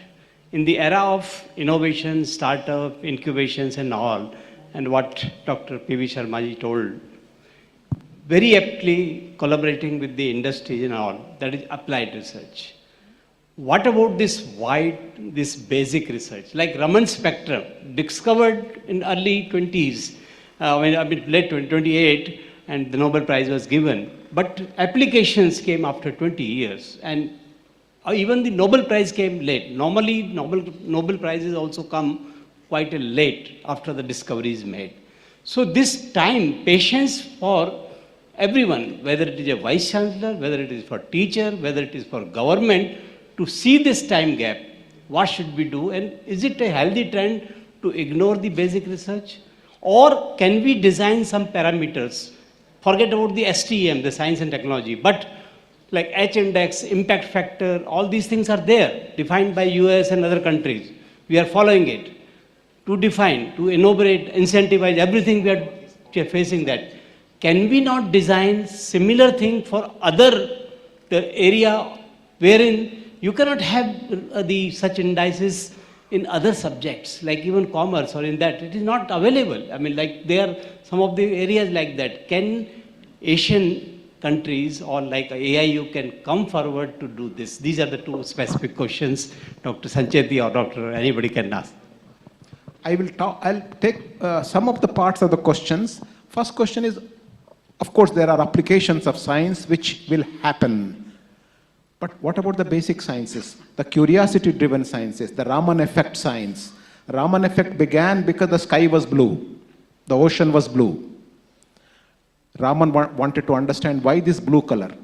That was a curiosity thing. He never dreamt of any applications. In fact, Raman effect has impacted almost every branch of science in application. He never thought about that. So curiosity is the mother of science. That is what we need to promote at as young an age as possible. Now, in terms of social sciences and other hard sciences, that separation. The separation we have created. In the knowledge zone, everything is interwoven. So by creating these boundaries, we are actually creating more barriers. So in NEP 2020 model, we need to sort of blunt these barriers, remove these barriers as much as possible so that the knowledge seamlessly flows. But of course, we have to generate an ecosystem for it. It is a large challenge which all of us have to work towards. There is a general answer, but specific answer. The devil is actually in the details. At the level of ground, when we work as vice chancellors, we have to implement these at the ground level in a contextual manner. If my friends want to add? Just wanted to say straight away that today we are in an age where the barrier between basic and applied has truly disappeared. I would even go and say that the barrier between science and engineering has also disappeared. They have to work together. You cannot have science without keeping in mind what it will ultimately result into. Likewise, you cannot develop technologies of the kind that you require today without leaning to science. So likewise, do not get totally worried about basic and applied. Do research and you will find that basic will automatically come out of it if you are going into deep research, and immediate application will ensure you the kind of satisfaction that you will get that at the end of the day somebody is able to use my work. It is this kind of approach that is very much required. Some of us, of course, are engaged seriously into basic research. I myself was. Today I find after 30 years my work which I did at IIT Delhi is becoming more relevant because maybe it was ahead of time at that time. So basic research is all right, but you cannot lead a nation like India merely on the strength of basic research. So my submission is let your 90% focus be on applied research, keeping end in mind and solution research, and spin off from it, Raman effect and those basic things which will again create tremendous amount of applications for the coming generations. I have a short answer, Goel Saab, for you. And certainly we should not differentiate the fundamental research or industrial or social or relevant research. One thing can feed to another one. You gave the example. I think optical fibers have the same example. The Nobel came much later. Inventions happened in mid-30s. And it's the game changer for the world. We would not have been sitting here without such things. I would say that if we differentiate, we'll be losing what we call multidisciplinarity. Intradisciplinarity, interdisciplinarity, transdisciplinarity, cross-disciplinarity. These are all products of applying one knowledge or one domain of knowledge to another one.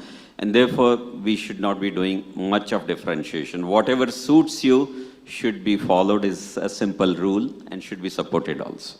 Thank you. Yes, please. Yes, respected Chair. On this side. Do you have a national research agenda for the country? If it is yes, kindly enlighten us. If it is no, what is the way out? National research agenda. For the nation, yes. For the nation. It's a very good question. I don't think country has formally announced any national research as agenda. Research has always been part of education system.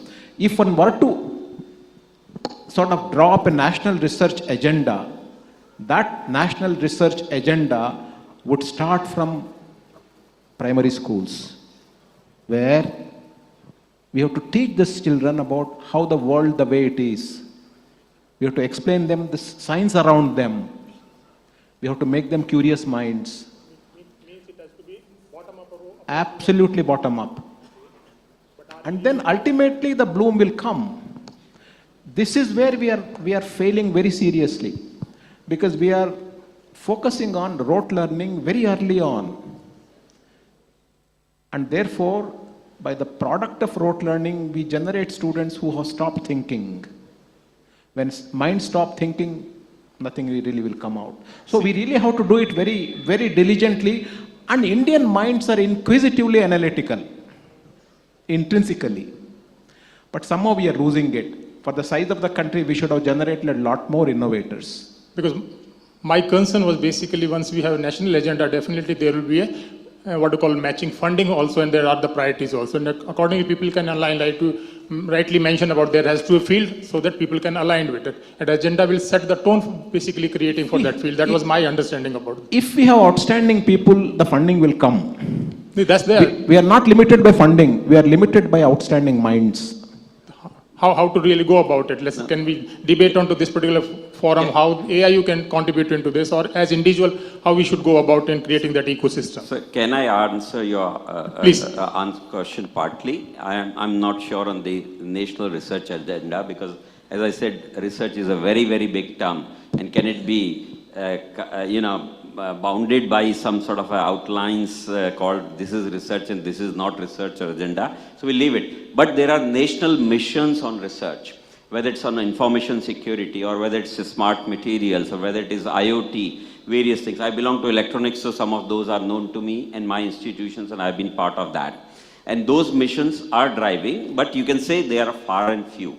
They are not as many as you'd want, or they are not tapping all the people who can potentially contribute to it. That we understand. So research scaling is a different problem, but research should not be bounded by what you call as a document called "ye ho gaya hai" or "isliye ab research ho raha hai." I think that would be a very limited approach. And NEP is talking about that there's a foundation for this which is going to fund the thing. Unless there's an agenda matching to the objectives, then how it is going to serve the purpose as has been stated there? Yeah, Professor Mudgil, you asked a very pertinent question. Really speaking, we do not have research agenda, but surely the nation can throw before us certain research challenges which we need to meet. For example, if I give a challenge of the kind that design a solar cell of 98% efficiency rather than 18% as of today, through this challenge, put some funding, let the universities carry out research. If we succeed, you will lead the world in terms of solar energy because currently we are hanging around 18% of the solar cell efficiency. Put another agenda that I want to create waste from the wastewater, precious metals and heavy metals which are otherwise destroying my water of the holy rivers. And those who engage into this research will put some. So I think the idea of solar, national research agenda is a good idea. We have to identify the immediate priorities as well as future visions and accordingly coin, of course, the national priorities for research. This is something, of course, for the government of India, but AIU certainly can initiate a dialogue with the government to quantify each year certain research challenges and give that to the universities along with the funding, competitive funding for this. This will do wonders. This happens, in fact, around the world. The National Science Foundation of America each year comes out with certain research challenges which it would like people to respond to from the university system. We can, of course, do it from our university. Yes. Can I add something? I just want to pick from where Professor Bud Hall actually left. He mentioned a very key terminology called community knowledge. So that's made me to think and make a provocative statement. What I'm going to say is about the way in which we have built a wall between universities on one side and what's actually happening in the community on the other side. We have not asked an academic, PhD, publications, patents, and all of that, what you have done. But on the other hand, those who are in the community with no formal education, they have done so much, but we have dwarfed their efforts and asked them what you have studied. Now, how are we going to remove this wall? If I'm wrong, please correct me. If I'm correct, how can, maybe AAU or many other universities be policy agents to make sure that research transcends beyond conventional boundaries, that it goes and interacts more with community? Because I see the community as an open-air university which already has solutions to some of the problems that we have. Have we actually leveraged community knowledge that much? Or is this IKS that we are talking about is a first step towards that? Then how can we leverage that? Amar Garg, Vice Chancellor, Shobit University, Meerut. Should I? Maybe we can respond to this question first and then move on. Bud Hall, are you there? Can you, do you want to? Yes. Please, would you want to? Please go ahead. Thank you very much for that question. I think that that's a fundamental question. And if we can begin to understand what lies behind the different knowledge cultures in the academy and the knowledge cultures which exist in communities, in organizations where people in their daily lives are trying to make their lives better, it will give us ideas about about how to bridge the gap, because we talk about knowledge as though it's understood in the same way in community as it is in our own world. We know in the academy what knowledge is, we know how we validate it, we know how we use it. There's a mode of academic knowledge production which we know and understand, and all of you in this room are probably experts in it. But communities, they understand knowledge and they use knowledge and they validate knowledge and they take action upon knowledge in different ways. There is a different knowledge culture. And so one of the challenges is to come to understand the differences in how knowledge is understood and used in different settings. The second thing I would say is that I am aware that the UGC has been supporting over this last year a series of workshops with the universities around India around the introduction of courses on community university engagement. That is the first. It's the first national kind of structural intervention of that nature that I've seen in any country in the world. So you're doing something important there. And I think that there are many ways in which we could reimagine how our university could serve our community. And I would suggest the place to ask is to start asking in the community. Ask them, what would they like to see? What kind of interaction? How can we turn our way of working around so that it serves, we end up working with community and not for community or not on behalf of community. Sir Vaidya Subramaniam, the problem you mentioned about the community knowledge to be acquired and used and propagated and amplified, I think is something very important. And yes, we have not been doing it effectively, fully agreed. But just to give you an example of what was attempted somewhere in early 2000 was a thing called GIAN, Grassroots Innovation Augmentation Network, which was basically to pick such threads from various parts of the country and then bring them to the fore and then help them do whatever further is required. Professor R.A. Mashelkar, Professor Gupta from IIM Ahmedabad, various people were involved in this, various chapters were started.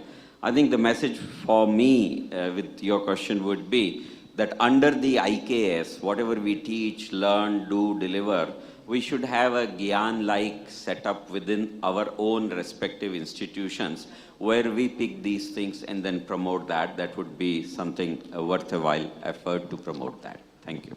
It's a very, just give one minute answer to this very important question.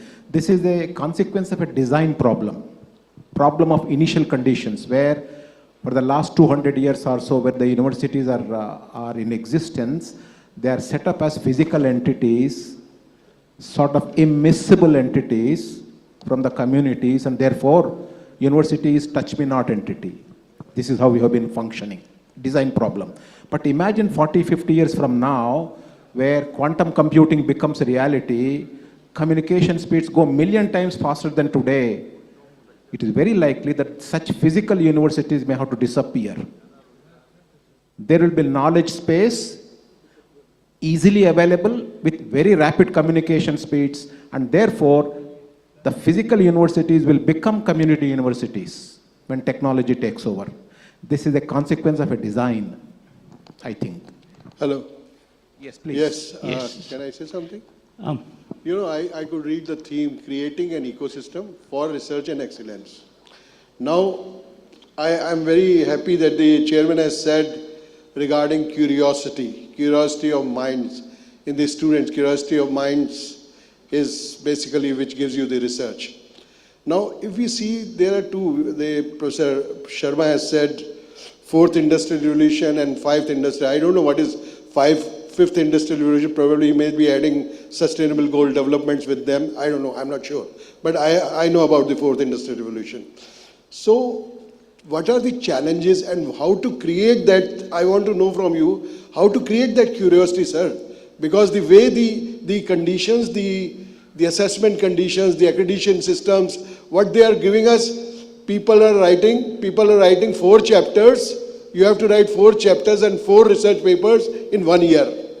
So where is mind? Where is curiosity? It is just you are thrusting upon people something that you have to do it. I agree with you that we have to see. Modi ji has very well said that live in the lab, lives live in the lab, land and lab. He has talked about that. But that creativity has to only come through curiosity of minds. And how to bring that curiosity to the students is my question. Sir, short answer to this very important question. Let children start asking questions. Let parents stop them from, or let parents stop snubbing them. Let the students start ask all kinds of questions. Let the fearlessness come up. If that is the ecosystem we can generate, curiosity will come. It's a simple trick, but we need a culture change there. This is a short answer. I agree with that, sir. But the knowledge being given by the teachers and the students, sir. Sir, please listen to me.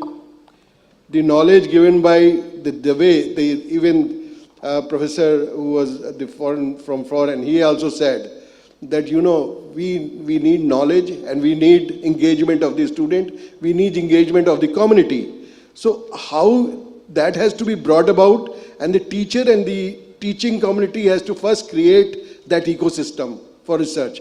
That is lacking, sir, and how to go about it, my question is that simply by asking a student that ask will not happen. We have to plan for some challenges. For example, we know that there are problems for sustainable development goals. We know there are problems with the fourth industrial revolution. We know we have a huge data now. Through the AI and ML and data analytics, we can do a lot. But those kind of curiosity questions, who will bring about? These are the teachers, faculty, and they don't have time, I think, so for these things. Yeah. Mr. Chairman, I have only few suggestions, not questions. Sure. One thing is what Chairman was talking about, creating an academic environment. Now, we have been able to create a teaching environment, but we have not been able to create a research environment. I think that's very, very important. And students should be motivated, even maybe at the graduate level or at the postgraduate level. They should be encouraged to do research. And more important aspect, scholarships, fellowships, particularly for poor students. I think that's a very important aspect. Even hostel facilities also should be provided for those type of students who are not able to take up research activities because of their poverty. So more research scholarships, fellowships, hostel facilities, and the society, social system, democratic system, and community system should be able to get the benefits of the research. The society should be able to get the social welfare, economic welfare, community welfare ultimately is very, very, very important. Thank you, Chairman. Thank you very much. We'll take that last question and conclude. Is that okay? Amar Garg, Vice Chancellor, Yes, Shogit please. University, Merit. I have some suggestions. In fact, whenever we want to do any research in any research organization, DST-sponsored lab or something like that, then it is very difficult for the common man to access these facilities. So my suggestion is that the common facilities lab, at least at district or at least at a distance of the 200 kilometers, should be developed where any research scholar can do the high-ended research what is required for. Because every university cannot develop the high-ended research equipment they cannot afford. The second thing is that what we are lacking, that we are working in isolation, industries are working in isolation. Both are having the trust deficit. They don't want to share their problems and their difficulties and their things with the academia, and academia doesn't want. So we should develop such type of the system that the academia and the industry both should have at least 15 days, 2 weeks to 4 weeks spent at each other institution, each other's industry, so that we can have a more trust building exercise so that the research can strengthen. Third point is that industries, when they do the quality test, these quality tests should be parallelly allowed and should be taken into consideration at the university level also, so that the double check is allowed and the public will also get the benefit, students will also be trained, and a research environment will be developed. We are doing the same thing at Shobit University, and I have seen during the last 5 years that there is a tremendous change in the mindset of the people, mindset of the small industries, and mindset of the research scholars. Thank you very much. Thank you, sir. In NEP 2020, we are actually moving in that direction, the suggestion that you have made. Yes, sir. Sir, Hello. actually, the research, minor research, major research is also at the graduation level if it is a 4-year graduation. मतलब 3 years graduation and 4-year graduation. 4-year graduation with minor research. Then after PG, they can also do the research work. So is there any difference or the distinction, any syllabus, okay, for if there is a honors for the 4-year, and what they will do, which type of research they will do, and at the graduation level. And after PG, if they join the degree, naturally they will get the PhD degree. And but if they are doing the research at graduation level, and what is there any syllabus or any distinction mark between these two type of research at graduation level and the PG level? Just I want to know it. As far as I am concerned, nothing prevents you in the university to go beyond even your own curriculum which you have designed, to take on board the interest of the students in minor area or major area of research, and even go give them the research problems right in the first year. This is what exactly happening around the world in the great universities. Their idea is to see that students are excited to engage themselves in doing something meaningful. Research is not merely for publication or for career, as I said. It is research for society, research for the nation, research for solving the present problems, research for meeting the aspirations of the global community and global challenges. So you have a lot to do. Give that freedom for students to engage into research of the kind which they would like to do. Give them credit, if not inside the curriculum, even outside the curriculum, if you can. Professor Sir. Hey, we at the law schools have a different model. And the model is that catch them young. When these students take admission in the law school, in the very first year for 1 month, they have a library placement where they are informed about what are the primary sources, secondary sources, how to find law, how to find case law, and how to do research. Then every, say, for example, if there are 60 students, every student is given a research project, and he or she has to be guided by a teacher. So when they pass out of the law schools in 10 semesters, the students have done 50 research projects which they present in the classroom. There are 60 marks for the examination and 40 marks for the projects. So when they are in the 4th year, 5th year, they do seminar papers.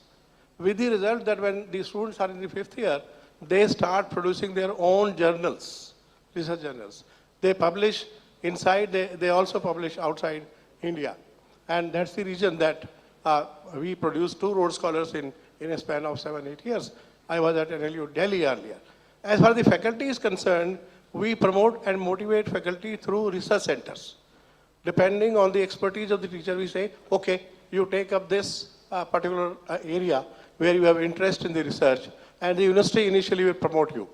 And then after that, they get into ministries, they get into UGC or ICSR or abroad, and that's the reason I will give you just one example, the death penalty clinic, which was mentioned by the United Nations recently, the kind of work NLU Delhi is doing. So my idea is that we should start early and nurture research in the students from the very beginning. The point is well taken, sir. Law is the perfect example, but this can be done in all disciplines. Really speaking, behavioral science can do it, social work can do it, social sciences can do it, even political science course can do it. Engineering and technology, of course, and sciences can do it very well. So there is no limit to what we can really achieve through this. But remember one thing, every single penny that we spend on research in our university is coming from the pocket of the people. And therefore, we have to ask this fundamental question always, whether my research is going to benefit my people here in India, whose money I'm utilizing, whether my research is going to foster and make my government succeed in the missions which they have chartered, whether my research will create the kind of future which I want to envision for myself and the coming generation. Such like fundamental questions should always be there. Just one point I thought is of value to AIU. In countries abroad, they have germinated the research ecosystem on the strength of what they call postdoctoral fellowships. And unfortunately, here in India, PDFs were missing even in the IITs where I have worked or in the central universities. So today is the right time where you could recognize the value and worth of postdoctoral fellowship for ensuring the continuity of the research. Even many of the scientists who are desirous to return from abroad with postdoctoral fellowships, you can utilize them as the catalyst of change. In our Amity University, we have more than a dozen Ramalinga Swami Fellow. Many of them have returned from abroad with tremendous amount of ideas and inspiration to work in areas which are so important for the humanity here and world at large. So all these areas, in my opinion, are important. Postdoctoral fellowship is very, very important for the university to grow in eminence and research. And if we don't do it, we will do research and somebody else will benefit outside the India, in fact, from the work which we do, because our research would largely be focused on publications and impact factors and citations and things of the kind. It will not focus on what the government of India wants research for development for our nation. So these are some of the strategic departures which we need to call. Policy framework in this regard is very much required. I wrote to the Prime Minister, in fact, when NEP was being formulated as the president of AIU, I said, give to the nation not less than 10,000 postdoctoral fellowship to solve the problem of future research-oriented faculty for the university. But luckily we got 500, in fact, announced in the NEP, which is a good beginning. Utilize that and even capitalize it further in our universities further. Thank you. Thank Sir, you. Sir, We have one really, thing. We have really overrun Hello? the time. We have really overrun the time. What we Sir, will one do? last question No, was there. I don't have the question. I just want to suggest the organizer that important lectures have been given by the panelists or the speakers, and beware the listeners, the Vice Chancellor who have come from the different corner of the country. Sir, on this occasion, I would like to suggest one thing, that important lectures must be given and in writing or in paper at the last day, so that we will be very much fruitful, because we don't have any record and we don't have given chance to speak on the dais. So that's why you have given the suggestion, the panelist lecture must be distributed among the Vice Chancellor, so that we can take the maximum advantage of your important lecture. Thank you, sir. Thank you, sir. Professor I have Velokar, yours is the last question. No, I have no question. I have no question. Okay. But I have one suggestion. A very pertinent and very important issue which this young gentleman, young-looking gentleman, the Vice Chancellor has raised, and that is of the research agenda. Unless and until every nation has a research agenda, you are not going to achieve what you want to achieve. Like industry, if you see, they have an agenda. They know after 4 years what kind of product they need to come out of. We also should have, and therefore, AIU is a body of intellectuals. And if AIU is a body of intellectuals, then these intellectuals should push the agenda, create a public policy document, and give it to the Government of India, so that we are participating in the developmental process of this nation. That is what my suggestion is. No question. Thank you. Thank you very much. Professor Rao. Yes. My name is Raj Tripathi. I am from British Council. I wanted to draw the attention of panel on the early career researcher strand of research. We are, as a nation, we churn a lot of PhDs, and also postdocs are also going very, very well. But I think what we are realizing is the caliber of the PhDs that come out in Indian institutions needs to be improved. So is there any kind of sustained effort from the academic leaders, a room full of education leaders? Do we have a sustained approach towards creating a framework by which we produce high quality PhDs from an academic perspective? I mean, we talked about the philosophical part of it, we talked about the relevant part of it, we talked about the industry and academic back and forth linkages. But I think I would like to sort of draw some thoughts from the eminent panel in terms of how do we strengthen the quality of PhD students and postdoc students that come out of our institutions. Is there a kind of a vision that we are looking at? Actually, I'll have a short comment on that. Well, I think, if we want to have as many policies, we can have as many policies. But actually, do we want to stifle all the creativity? Why should we have policies for each and everything? I mean, what PhD should be doing, what he or she should not be doing. I think leave it to the wisdom. And I think the integrity part which is there, which if it is not there, then whatever research you do, whatever high quality, low quality, it doesn't matter. So it's matter of integrity, individual approach which is there. Otherwise, policies will stifle us down.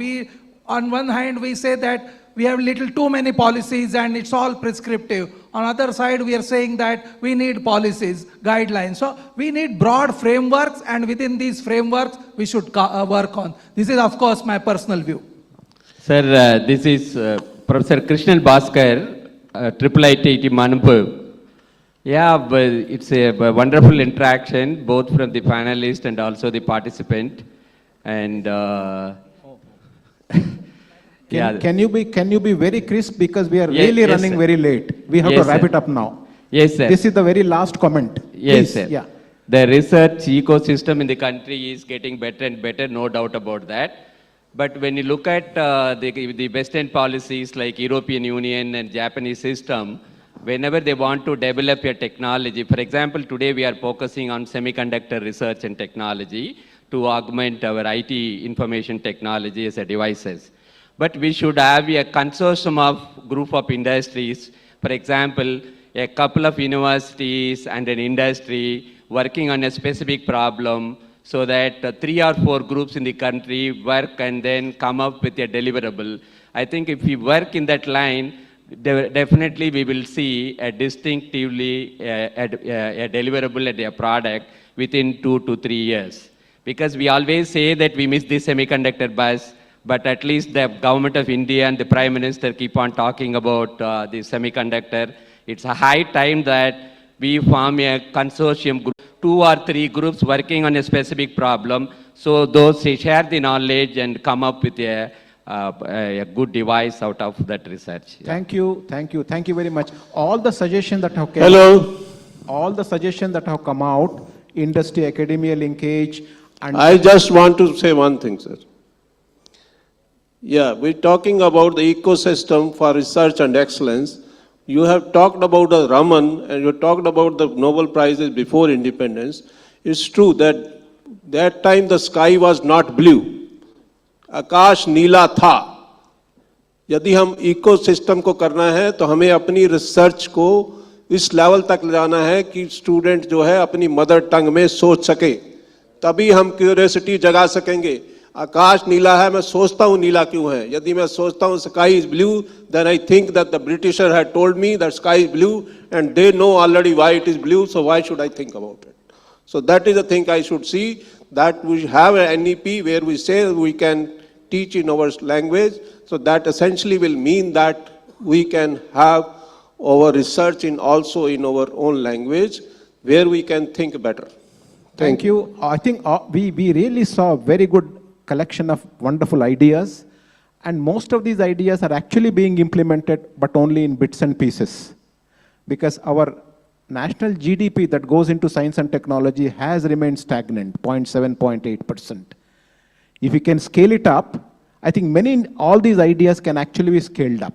The PMRF fellowship, the Young Investigator Fellowship, industry-academia linkage, and public partnerships, all these are happening, but at a scale that is less than optimum for the size of the country. So thank you very much for all these wonderful discussions and dialogues. I want to congratulate and thank you all my panelists. And now we will declare that this session has come to an end. But before we disperse away, I have one announcement. The announcement is a very important announcement.